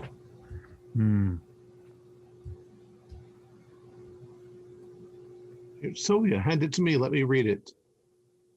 And you what? The book? Well, you don't want the book. Nobody needs to look at the book. Look, listen, I'm really starting to get freaked out by this. No. Oh, this is Oh, Sophie. you Sophie? So I'm speaking as Sophie. Yeah, when you asked for Sylvia for the book, Sophie's sort of piping up. Yeah. Oh. Sophie, why not? Look, something's I don't know. I'm happening just. now. Why are we doing all this weird stuff? This is. Look what you did. Look what you caused. Look at the windows. But we gotta get out of here. We're just trying to get home. What else would we do? I don't know. But this is really freaking me out. That's all I'm saying. Sophie, do you know what's going on? Me too, Sophie. No. I'm gonna do a psychology, see if I believe her. Can we see if she's lying? That is a hard for me. Ooh. Yeah, there's definitely something up with Sophie. She's not being straight with you completely. She was in the back room. She is afraid. She is definitely afraid right now, but she is she's also not being like completely honest with you. Forthcoming. Yeah. Is her hand on the bar? What? Is her hand on the bar? Or yeah, counter? she's just sort of she's just standing behind the counter. Yeah. I'm gonna slam the bourbon bottle on her finger. Oh, okay. Do you want to make a fighting brawl? Sure. Don't fuck with Bob Ross. That was a fumble. Oh, okay. I like that. So you slam the counter near where her is. She's like, and you like shatter the bottle. Go ahead and make me a dodge. Damn. Broke my bourbon. Yeah. Oh God, failed my dodge. I am not dodging. Right. Let's see. And one of the bits of glass even jumps up and hits you like in the side of the arm, and you take 1 damage as it cuts you. It's like, whoa, what are you doing? What's that for? I think everybody just ow. Everybody just calm down. I think she's full of shit. That's what I think. Bob, Sophie, we're just trying to get out of here, and I know you want to get out of here too. So whatever it is that you're keeping to yourself, for God's sake, please, what do you know that it would help us get out of here? I don't know. Listen, all I know is that Ron reading that stupid book is what got us into this mess. So I don't see how it's going to help us. But if you want to read it, that's fine.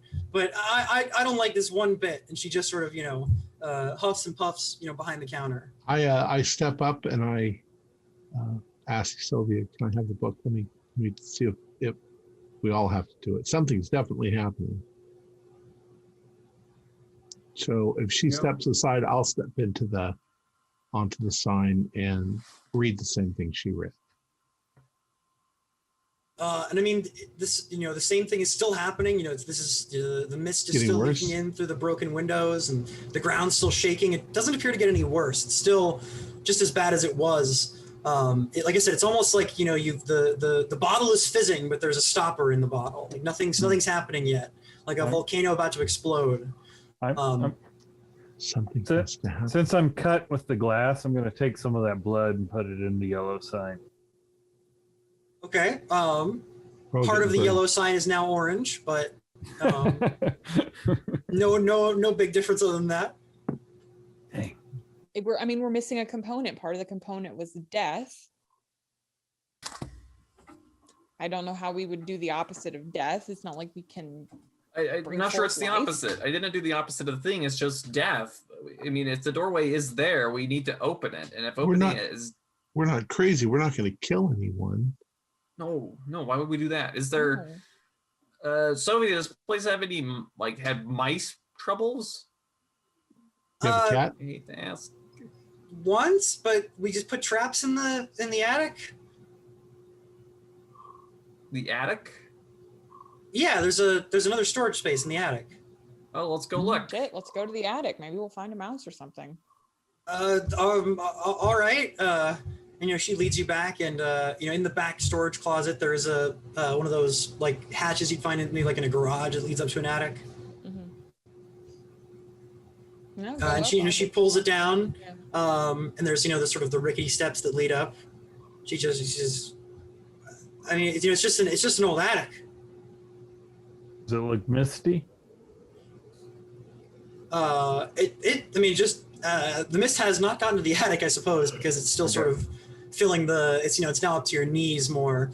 It hasn't quite gotten that high. But you glance up, and it just looks like a regular attic. Somebody want to walk up there? I'll go up there. I Alright. asked. And you climb your way up. Why don't you give me a luck roll? So it's just like a 50-50 if we 47 is good.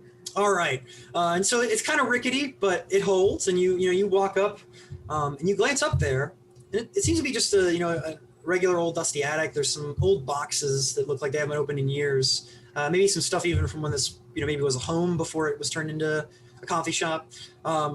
You do, however, notice that there is like a pillow up here that looks like it's recently been used. And when you glance at the pillow, you do notice that there is a hole, like a very sort of small hole in the roof, where if somebody were sitting in the attic, they could kind of spy in on the coffee shop from up here. What does it see? It just kind of sees down in towards the couches, in sort of the sitting area by some of the bookcases. What the hell? Like maybe somebody could spy it on people that were here by laying up here. What the hell? You got cameras behind the mirrors in the bathrooms? Sophie, what is What? this? What's what? I haven't been up there I haven't been up there since months ago when when I first started working. Me, Mike, Ron was doing the handyman work for us. The owner. That's it. And the owner lives in California. Ron's doing up there. What'd you find up there? Look, they've carved a hole into the ceiling. You She can sort look of, down.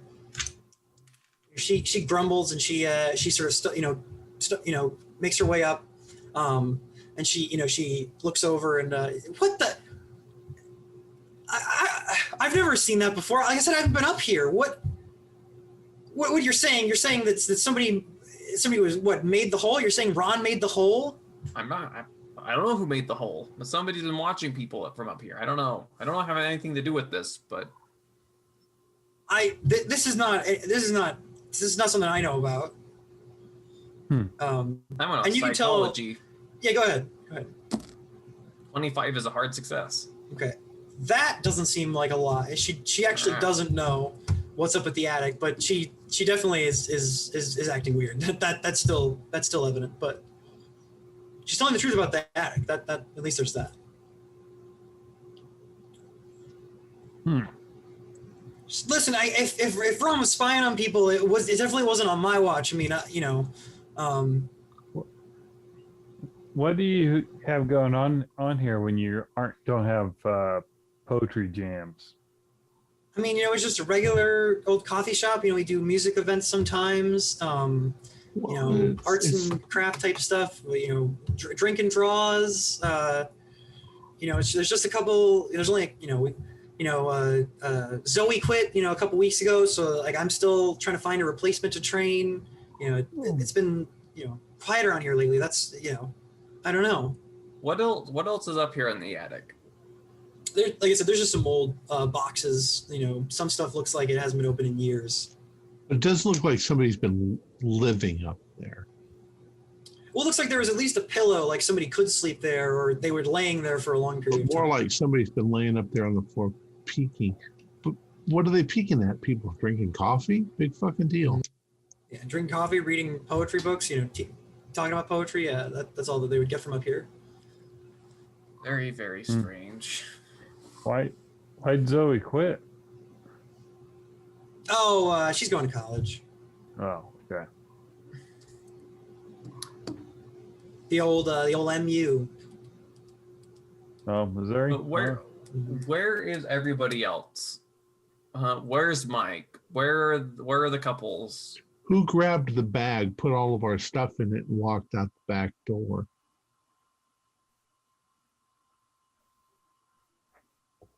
Everyone kind of looks at each other. Who's the most suspicious person that we know in this coffee shop? Elvira. On until today. Well, Elvira is not really the Wiccan that we thought that she was. She's a kid. Leave her alone, Derek. You're so stereotypical. Anita. You do that Anita's really been well. awfully quiet. So is Joe. What's Anita up to?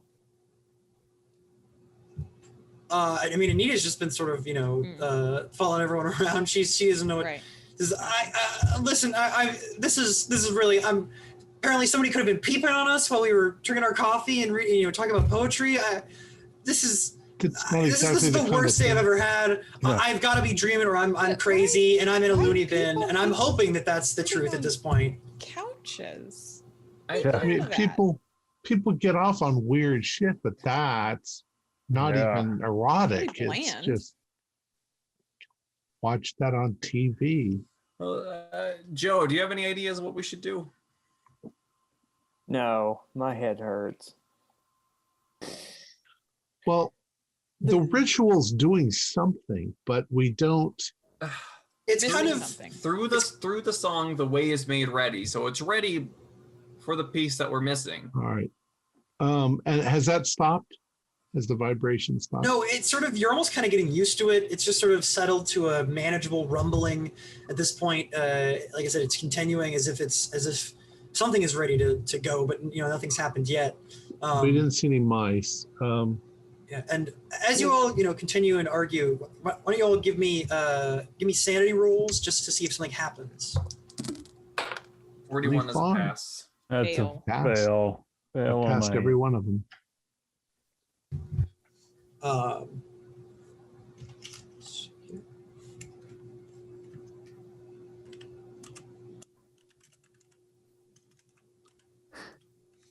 can go ahead and roll a d4, I guess, Bob. George. All right. All failures roll a d4? Go ahead. Yes, that works. Yeah. All right. That was just one. Okay. 3. 3. Okay.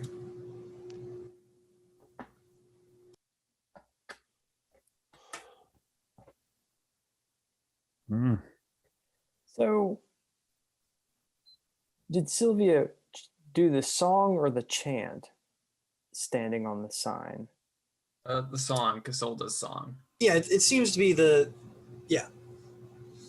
because it mentions the Maybe you have to sing it. But so I mean, but Joe makes a good point because it says through the song the way is made ready, but the chant is the key. What is the chant? Different in the song. Well, we've got the recording. What did he do? Yeah, It seemed like what was his song? He did sort of mumble something to himself before he started, and then he went into the beginning, which is the part of the Casilda's song.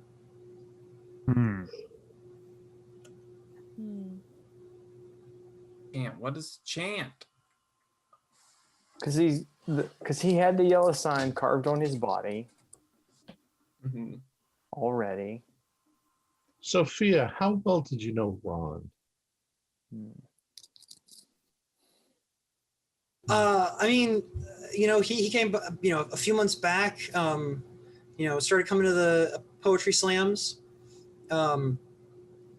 He started taking an interest, he'd read some of the books, talk to some of the people about stuff. This was the first one that he did any work for. He did some handyman work for us because, he mentioned that he, we went to school for carpentry, but, wasn't really super into it. What did he fix? Oh, just some, we had some rickety boards that he replaced on the back porch, fixed the steps up front so they're easier for, older people, not as rickety, not as rough. Do you guys have a basement? No, we don't have a basement. And with what you were saying earlier, Joe and Sylvia, you can both give me idea rolls. Oh, yay. That is an extreme. 15's an extreme for me as well. Hey. You're thinking that either the chant and the song are the same thing, or what he mumbled to himself maybe is what the chant is. You can kind of hear. You do remember that, like when Elvira played it, you can kind of hear what he's sort of just mumbling to himself, but so you could try to do that. Turn the volume way up. Everybody be quiet. We'll listen to the recording.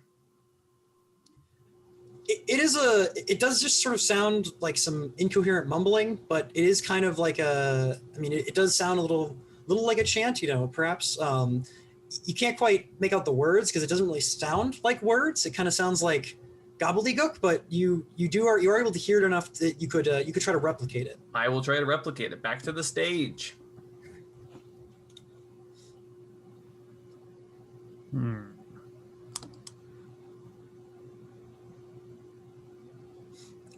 role for replicating language like sounds. You are able to. And as you do, there is another large gust of wind which now blows the doors out, and the doors shadow inward, and the mist continues to sort of flood into the room as the shaking continues and even heightens a little bit. But it's still just continuing to rise, but there's no explosion or anything. There's no climax just yet. And nothing like. So going in order, I guess the yellow sign is the door. We have a yellow sign. If I trace over it with like... you get the idea that you've accomplished that part. Okay. But there's still something missing. But see, that there's something missing there, Keepers. I don't like what's... I don't like the next step. What did Sophie do when the door opened like that? She kind of, just sort of, got behind the counter and, the little... pastry, holder a little bit, the little glass case, and sort of, hid behind it so the glass wouldn't hit her. And, she just seems, regularly frazzled. It didn't seem to affect her, larger than that. Seemed ready for that, Sophie. You seen this before? No, I told you, I don't know why you keep trying to weird stuff. It's just making this worse. You want glass in your face? Well, I got whiskey glass in my arm. And it's funny you mention your arm, because when you glance over, you're not wearing the shirt that you were wearing 5 minutes ago. You're wearing a rather nice blouse, like something from 100 or 200 years ago, like an old, a courtesan shirt with a you have fluffy, sort of wrists. Right. What in the fuck? Huh. Bob, what are you wearing? What is that? I guess I'm like a pirate now, or where'd this come from? The court of Carcosa, a masquerade ball. It's like the play. Oh, are we all wearing that too? No. However, you do notice that Wilhelmina's glasses are different. They look like an older design. And Joe, you're wearing. Were you wearing a hat when you walked in? No, I was not wearing a hat. Well, you are now. Okay. You're wearing a baseball cap. It looks like it's got a signal for the Cubs on it, but it's old, like something like, maybe from like 10 or, from 10, 20, 30 years ago, like an older Cubs hat. Hmm. Like the Cubs there, Joe? Yeah, I actually do like the Cubs. One day they might win the World Series. Or actually, they did win the World Series again, didn't they? No, Yeah. who knows what time it is anymore in Mist Land. Yeah. This is the craziest shit I've ever seen. Do I have anything new? You haven't quite noticed anything new just yet. However, the rest of you do notice that you think as if maybe Derek his sideburns have been trimmed, like his mustache, like the corners have been waxed. And Sylvia, you're wearing a rather nice brooch. It looks old, like maybe French design, very old. Huh. Well, did Sophie have anything different? Sophie doesn't not have anything different that you've noticed just yet. Oh, so I see nothing's changed on you, Sophie, but something changed on everyone else. What do you mean? I mean that someone had to be in on it. One of them, someone on here is not on all of our side, and well, you're the sore thumb. So you changed your shirt when I went to the other room. What is that supposed to mean? What does that have to do with anything? I changed my shirt. Where did I get a shirt like this? I don't know. And then she looks at me, she's like, no, my shoes are different. Look. And she walks out from behind the counter and she's like, look, I'm wearing these are older. See, these are older shoes than I was wearing. Can we do a spot hidden to see if anybody noticed her shoes? Earlier? Can we do like a hard luck check? I got a 16. Yeah, that would pass. Yeah. No. 'Cause it's I defaults saw to your 50. shoes earlier. Those are the same shoes you had on. Why are you lying to us all of a sudden? No, I could swear that I was wearing different shoes. Listen, I don't know what the hell is going on, but I don't know what any of our clothing has to do with it. Well, our clothing doesn't have anything to do with it. It's the fact that we're all have different clothing. Look at Will's glasses. I mean, surely she didn't bring another pair that's awful and out of date.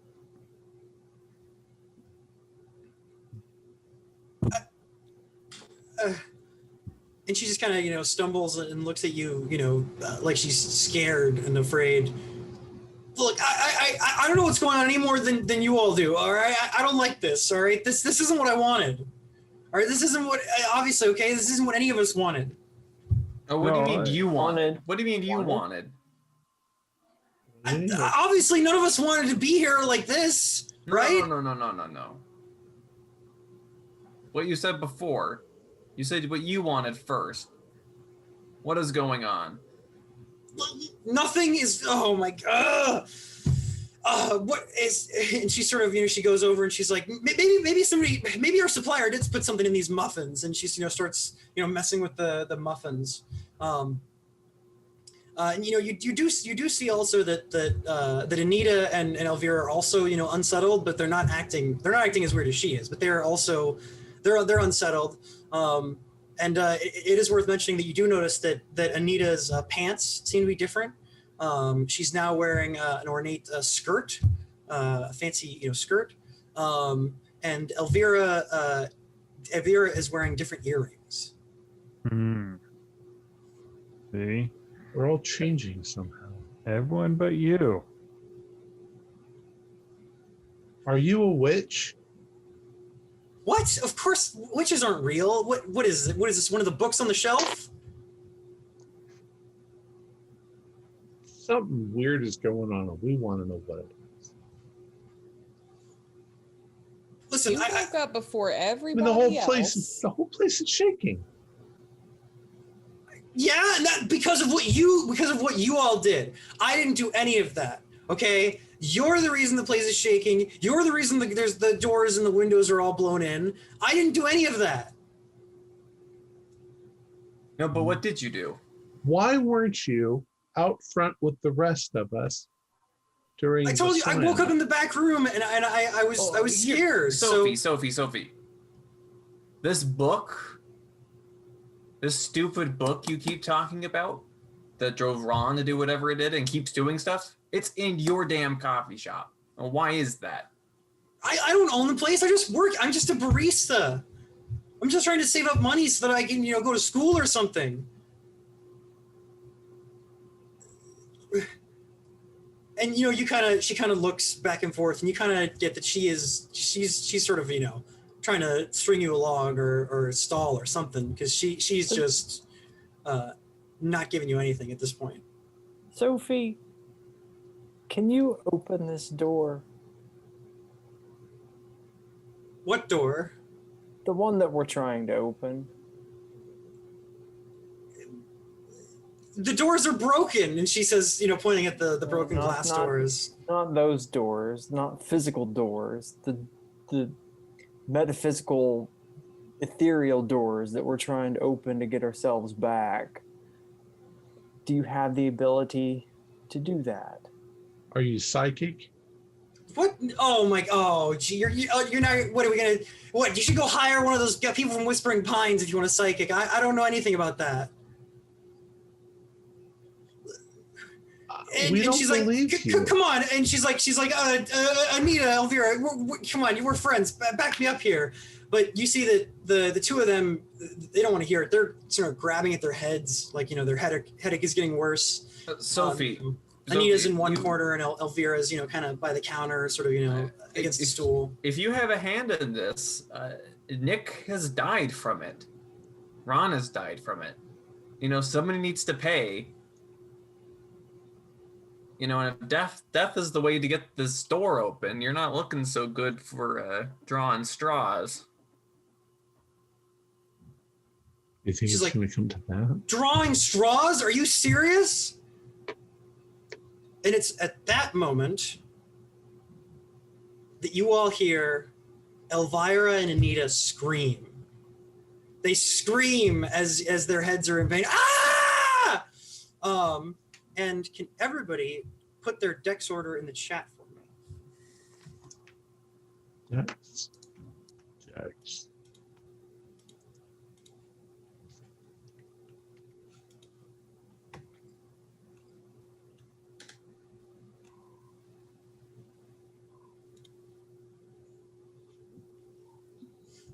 All right. You hear as Anita and Elvira scream and stare, and they sort of look with these horrified, blood-stained eyes at all of you. And Sophie looks at them and looks at all of you, and Sophie begins like ducking behind the counter and messing around with something. All right, Joe, what do you do? Or Joe and Bob, it's one of the two of you. So I see Sophie duck behind the counter, and I'm going after her. All right, sure. You sort of go around the counter, and you do see that she is pulling something from her from her bag, like from her little handbag. Okay, what is it, Sophie? What do you got? So the muffins, I'm picturing that they were in like a glass like cake kind of thing. Yeah, like I'm gonna try and push that so it lands on her head. Okay. All right. Sure. I'm actually heading for Elvira to make sure she's okay. I guess give me a strength to try to like shove the thing. Cause you gotta like push it over her. Yeah, they got some weight to them. But that's a hard strength. All right. Let's see how. Traitors. Ooh. All right. Go ahead and roll me a D10. 9. Okay. So you Joe, you sort of come around the side just in time to get the glimpse of you see Sophie. She is pulling out what looks to be some sort of a gun from her, like a small revolver out of her purse. However, you do see the large glass container that contained all of the baked goods careen over the counter and hit her in the shoulder and knock her down, and she hits her head against the backside of behind the wall behind the counter, and she and she's in grabs her head in great pain. And okay, and she sort of is dazed, but she's still looking up, and she's trying to bring her gun up to point at the nearest person. What do you do, Joe? So she has the gun. Yeah, she has the gun, and she's sort of dazedly trying to aim it. Okay. She's reeling from being hit. Being hit this bad. So I'm gonna use that to my advantage. I'm gonna try to take the gun away from her. Yeah, sure. Go ahead. So go ahead and do me a brawl and give me a bonus dice because she is so dazed right now. Okay. Okay. And with bonus dice, how does that work again? So you roll the tens dice. Yeah, you roll the tens dice twice. Okay. Oops. So you'll be like, oh, I have a 22 or a 42 or whatever. Okay, the first one was a 36, and the second Okay. one is a 6. Okay. Oh, well then. Yeah. So she is, she's trying to point the thing, trying to find herself a target, and she sort of opens her eyes, but you're already, there grabbing the gun, and wrestling it away from her, and she's like, no. You can't stop this. The truth must be unmasked. All right. And now I believe it is Derek, Will, and Sylvia. It is all your turns. Bring her up here. They're all screaming. All three of the women are screaming, other than William. I run over to Elvira. All three of them. They're both. The Anita and Elvira are screaming and staring at you with these strange bloodshot eyes. Like the pain, like this headache that they were having has just gotten to them. And Sophie has a similar sort of enraged look, but she is currently trying to get the gun back from Joe, who is in her dazed state. I'm gonna pepper spray the dazed Sophie. Okay, I like this. And demand that Joe helps bring her up to the stage. Yeah, let me see. I guess I would probably roll. All right, so yeah, you pepper spray her in the face, and she's still her eyes. She's screaming now as her eyes are burning, and she is sort of blindly sort of swiping at you and Joe ineffectively right now. Almost gone sort of feral in this state after she noticed the other two scream. We gotta get her up there. She's our ticket out of here. All right, Derek, what about you? Well, when the girls screamed, I turned towards them. Mm-hmm. And since Elvira was the closest, when I went towards her to see, and they're grabbing their heads. No, they were grabbing their heads in pain, and now they are staring at you with these like bloodshot eyes. Like they are aggravated. Are you all right? What's wrong? And she just sort of stares at you blankly. Like just like you just told her off, like she did earlier, but her eyes are wider and like I said, I apologize for my witchcraft cracks. They're not screaming anymore. They've stopped. Yeah, they've stopped screaming, and now they're just sort of more staring. They look like they're maybe about to ready to pounce. Okay, so I sort of stand back and I stand up and back away from them. Everything's going on over there with Sophie. Mm-hmm. I can't add to it. All right. There's so many people over there, but Wilhelmina, or sorry, did you want to do anything else, Tom? Or I'm getting ready. If they try to pounce, I'm going to punch them in the face. Yeah, got you. Wilhelmina. Yeah, I see Derek kind of tensing and getting ready. I can't help the situation with Sophie, so I'm gonna kind of be ready as Derek is as well. Make sure if they try to stop anything that I'll. Yeah, and that is good because I need you both. You see that Elvira, she jumps for you, Derek, and Anita turns to you, Wilhelmina, and she lunges at you in this sort of this strange sort of war growl as she angrily tries to go for you and lunges at you. So both of you can give me a fighting brawl or dodge. Oh no. Ooh, oh no. That's oh no. Okay. I got a 26 out of 45. I'll spend 4 points to make it a hard. Okay. Or Elvira. Punch. All right. So you are able to, and then Wilhelmina, were you rolling dodge or? I was doing brawl? fighting brawl, but I failed by a lot. So. Okay. So yeah. So first we'll do Derek. So yes, you can go ahead and roll damage as Elvira tries to jump and lunge at you and scratch at you, but you just clock her in the face. She looks more like a rabid animal than the teen goth you knew 20 minutes ago at this point.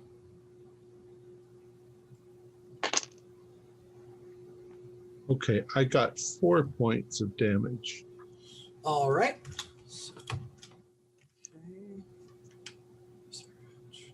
Okay. All right. Put that there. Cool.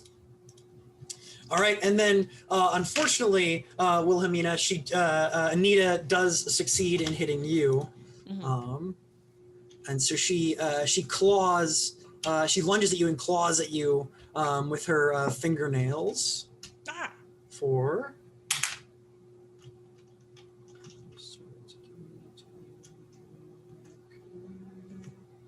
I'm sorry. There's the dice. It's like this dice plus that dice. Okay, so that is going to be 6 damage as she cuts a gash into the side of your neck. Is that That's half? a major wound. Yes. Okay. So go ahead and do a Constitution check there. Oh, past that. Okay, so you're still up and going, even though you've taken that damage. All right, and that brings us back to Joe and George Bob Ross. So I'm behind the bar with Sophie, and she's kind of on the ground. Is that correct?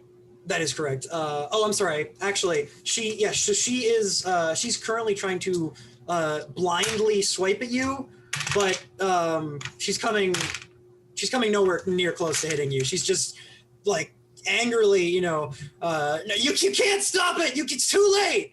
As she sort of swipes at the air around you, because she has been blinded by the pepper spray, and rather than cleaning out her eyes, she's just sort of gone feral like the other two have. So I'm gonna just try to kick her in the head and see if all right, yeah, her out and sure, stop all that. And that is a hard. Awesome. Yeah, so you can do you can go ahead and do D3 plus your damage bonus if you have one. D3. Okay. Okay, and the damage bonus is 1d4. 3. Okay. Yeah. You hit her in the face and she reels back. She is really not looking good. And she's sort of, barely, she's like wobbling like a boxer. She's barely holding herself together, still refusing to yield. George Bob Ross, what are you doing? All right. I'm going to grab the top of my broken bourbon bottle. Okay. And I'm going to probably have to fail a sanity roll because you want to be unmasked? I'm going to unmask you. Okay, all right. Yeah, are you gonna cut her?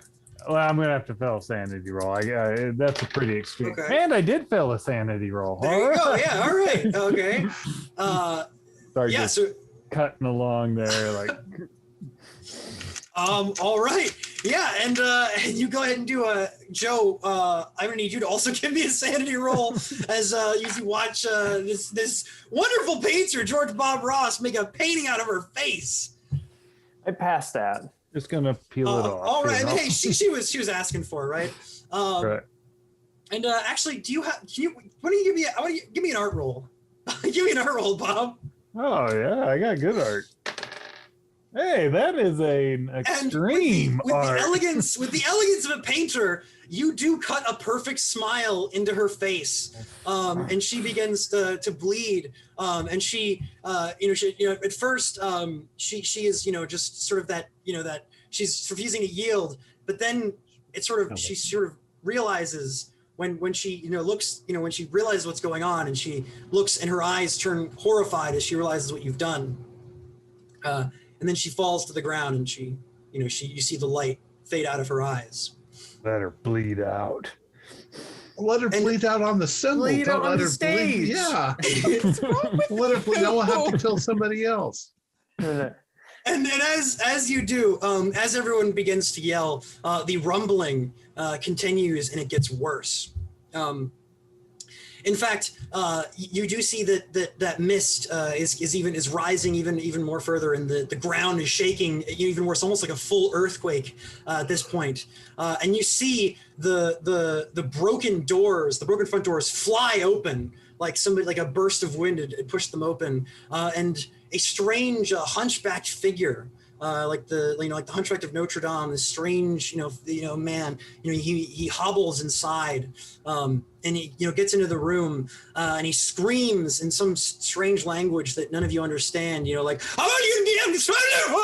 and he, points one hand, pointing with one hand, and holding a proclamation in the other, and as that continues, you see there's this strobe light effect begins, where the light, there's this flashing light, and everything is going crazy, and there's this deafening silence actually that fills the room as the lights flash, and you all see, as you turn, you see this hunchback figure vanishes, and is instead replaced by a tall figure wearing a pallid mask and filthy yellow robes. I need everyone to give me a sanity roll. Yeah. 18. I don't think I've passed sanity yet tonight. Okay. Yeah. I've passed every one. Yeah. So who passed? I did. Okay. So those of you who passed, you all the stimuli is overloading your senses, and you'll go unconscious again. However, the two of you that failed have a moment where you're staring at this figure. Do you want to do anything? Cool mask. Yeah, You see your companions fall unconscious around you, and this silence is, like I said, it's strangely deafening in your ears, like the void of all sound. And you just stare at this figure who stares back at you behind this mask, this pallid mask. He's holding something, you said, right? No, he's not holding anything. He's the hunchback was pointing and holding a proclamation, okay. But yeah, he's just sitting there. And you merely have a second extra to gaze this before you both as well. The stimuli starts to overload you, and you all go into unconsciousness. But you can also get to roll me a D10 for seeing that, and those of you who passed just get to roll a D2. Oh, only 3. Okay. And You got 10? yeah. Oh, wonderful! I love that. Yeah, and so how do you? What do you think your immediate reaction before you pass out would be? My immediate reaction with his mask is that since I've already thought of Sophie and her mask, I'm going to just slice myself across the face with my broken bottle to try and. Okay. Why don't you give me a brawl against yourself? I hope I win. I failed. I failed my brawl. Well, it's interesting that you do, because you raise the bottle up and the figure reaches out his hand and grabs the bottle from you, and instead moves it to his own face and cuts and you see the mask fall off, only to reveal an even more worse, disgusting pallid mask, one that seems to fold in on itself almost infinitely in this strange, impossible image. And that's the last thing that you see before you also fall into unconsciousness. There's a moment of quiet, of darkness, of peace, for merely a moment. Then you are all rudely awakened by the sound of rushing water and confusion, as you all realize that you are still in the lakeside. However, it is now quickly filling with water as you look out the open doors and see what looks like the bottom of a lake. The lakeside coffee shop is now lake bottom, and you are in it as it's flooding with water. It's a good thing I actually have points in swim. Yeah, I do not. Let's get out of here. Yeah. All right. I'm gonna run away from the. Sinking. I guess we're underwater, but yeah. Yeah, you're gonna have to run out one of the open doors and swim up. Yep. Yep. Do. Time to swim. All right. So it won't be hard to swim, but the struggle is the initial pressure of getting into the water. And so why don't everybody can give me either a strength or swim roll. Well, my strength is still higher than my swim. Okay. And a 94 is not bad. 93. Okay. And so Sylvia and Derek, you two try first, but as you try to push forward, you get pushed back as the pressure of the depths from the bottom of the lake hits you, and more water floods in, and gets higher. What about everybody else? Regular pass. I got a regular pass. I All right, failed. and Willie, Mina, and Joe, you two show everybody how it's done, and you sort of burst your way through the pressure, and you start sort of swimming up towards the surface. However, Bob, you are wounded and frazzled, and so you try to do the same. You kind of run into it like it's a wall because you hit it like a brick rather than like a knife. You just smack the water rather than trying to cut through it. You're like, oh, okay. And so the three of you are still, in this this flooding coffee house, which is now up to your waists with water. What do you do in this situation? Well, if going through it didn't work, if I try to go under the water before it exited and then go up. Yeah, Agreed. that's Same so. thing. Yeah, and so you kind of have to be calm for a little bit as you wait for the water to rise up a little bit and then give you enough space that you are able to sort of swim through. And you are able to get out, and you are able to continue swimming your way up. So why don't the three of you just give me constitution rolls to see how your breath's doing as you make your way up? I'll spend 11 to succeed. Okay. 39 is like Okay. scraping by And on a pass. George Bob Ross? That is a regular. All right, and so you are all able to, you wait for the water to come up a little bit, and you make your way into it, and you do see the other two, sort of floating up to the surface past you, and you are able to follow them up, and you find your way to the shore of the lake.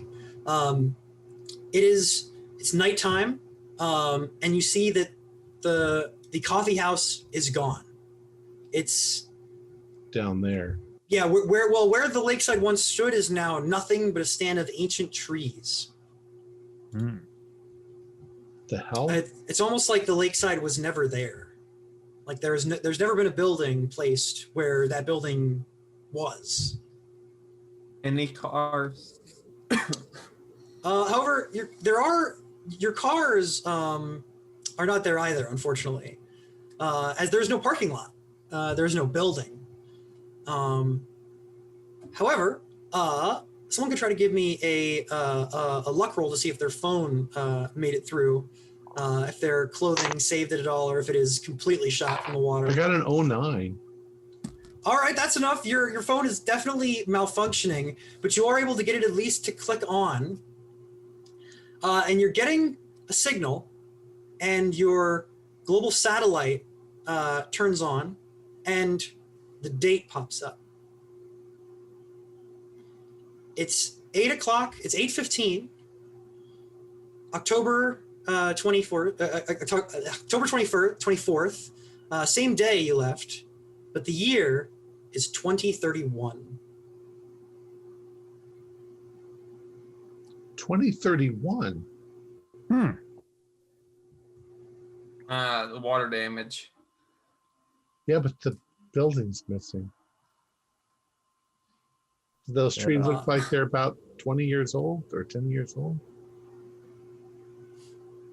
They do. I mean, the trees look probably older than that. I mean, there's looks like there is no lakeside. In fact, there wasn't like I said, there didn't appear to ever be a building here. And as you all continue and find your way, you realize that nobody on this earth, that is, has ever heard of the Lakeside Coffee House. And we are 10 years We in the find future. it is 2031. Well, shit, if we're going to travel to the future, why only 10 years? That sucks. We've been gone for 10 years. Yep, Derek, that's the main takeaway from this experience. And you all can roll a d6. 4. And for making it back to the Earth safely, and to at least some version of the Earth, you will get that much sanity back. And you can all add a d4 to your Cthulhu mythos. But like our homes were still, like our families are alive. Homes are there. Do people know us? I think he'll leave that up to you. I think we'll leave that up to the vagueness of the story. But yeah, I think that's where we'll end it. Except they all have snake tongues that they stick out. Yeah. Yeah. Wow, great game. Yeah, and I will also mention that the poems I read, "The Truth Hurts," "Homesick," and "The Life and Death of Henry Darger." I don't know if I'm saying that right. I apologize. Those are all real poems. You can look them up. I think one of them is listed as by Leah von Salzen. I don't think the other two, unfortunately, have credits, but they are posted online on amateur poetry sites. So if you're interested in finding them in the original source, you can. I figured I'd put the plug in there since we use them. The one I did was Sarah Teasdale. Yeah, it's a real That's poem. great. The one I wrote was written by some kid in Utah named Morgan Llewellyn. Love it. That's not a real name. All right. Well, yeah, thank you, everyone. That was really cool. Well, wait, now let's see. So what yeah. the fuck was going on? So, I mean, you guys were able to figure out some things. I mean, the coffee house was slowly being consumed into Carcosa. And so Because of Ron- what Ron did? it's because of what Ron and Sophie did. So Ron and Sophie both they found the book and they read it. And unlike Morgan, they failed their sanity. And so the third act of the book was more enlightening for them. And they went insane. And so Ron killed himself trying to bring the library into Carcosa, or it's not the library, the coffee shop, because the book just appeared. The play just appeared in the library, and they're not owners; they just work here. So they found it and they read it and they went insane. And so he killed himself, and she was also supposed to kill herself as part of the ritual, but she chickened out, and so she instead, gathered up all the weapons and tried to throw them into the lake, and figured she'd hide it out until everything had been fully consumed into Carcosa. And then who was hiding up in the attic peeking at us? That was Ron. Yeah, that was Ron being weird. Wow. Ron. Cool. Right. So my character was getting voices in his head. It wasn't just that I was being a sicko. I was like, okay, I got voices in my head that I can't trust her and say she's not on our side. So that was great. No, that was. I was thinking that she was well. odd. Yeah. yeah. Our players included Holly Buto, Keith Craig, Julian Arba, Morgan Llewellyn, and myself, with John Dos Passos as the keeper of the secrets. We have a Discord server where you can chat with other members. You can set up private games. You can learn the finer arts of gameplay and game mastering. There's a link below. We provide audio-only versions of our shows for you to download from Podbean or iTunes. The costs involved with the show are provided almost entirely by our patrons. Without them, we wouldn't be able to do what we do. If you'd like to help support our show, please visit our Patreon account. Just $1 to a month helps us a lot. You can find a link in the description below.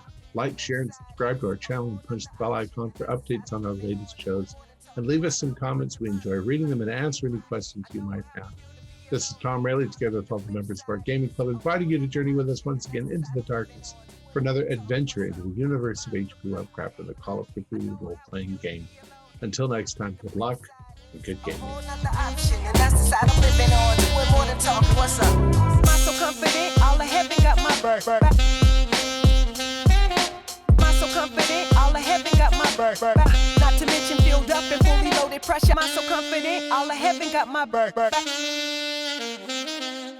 I'm so confident, all of heaven got my back.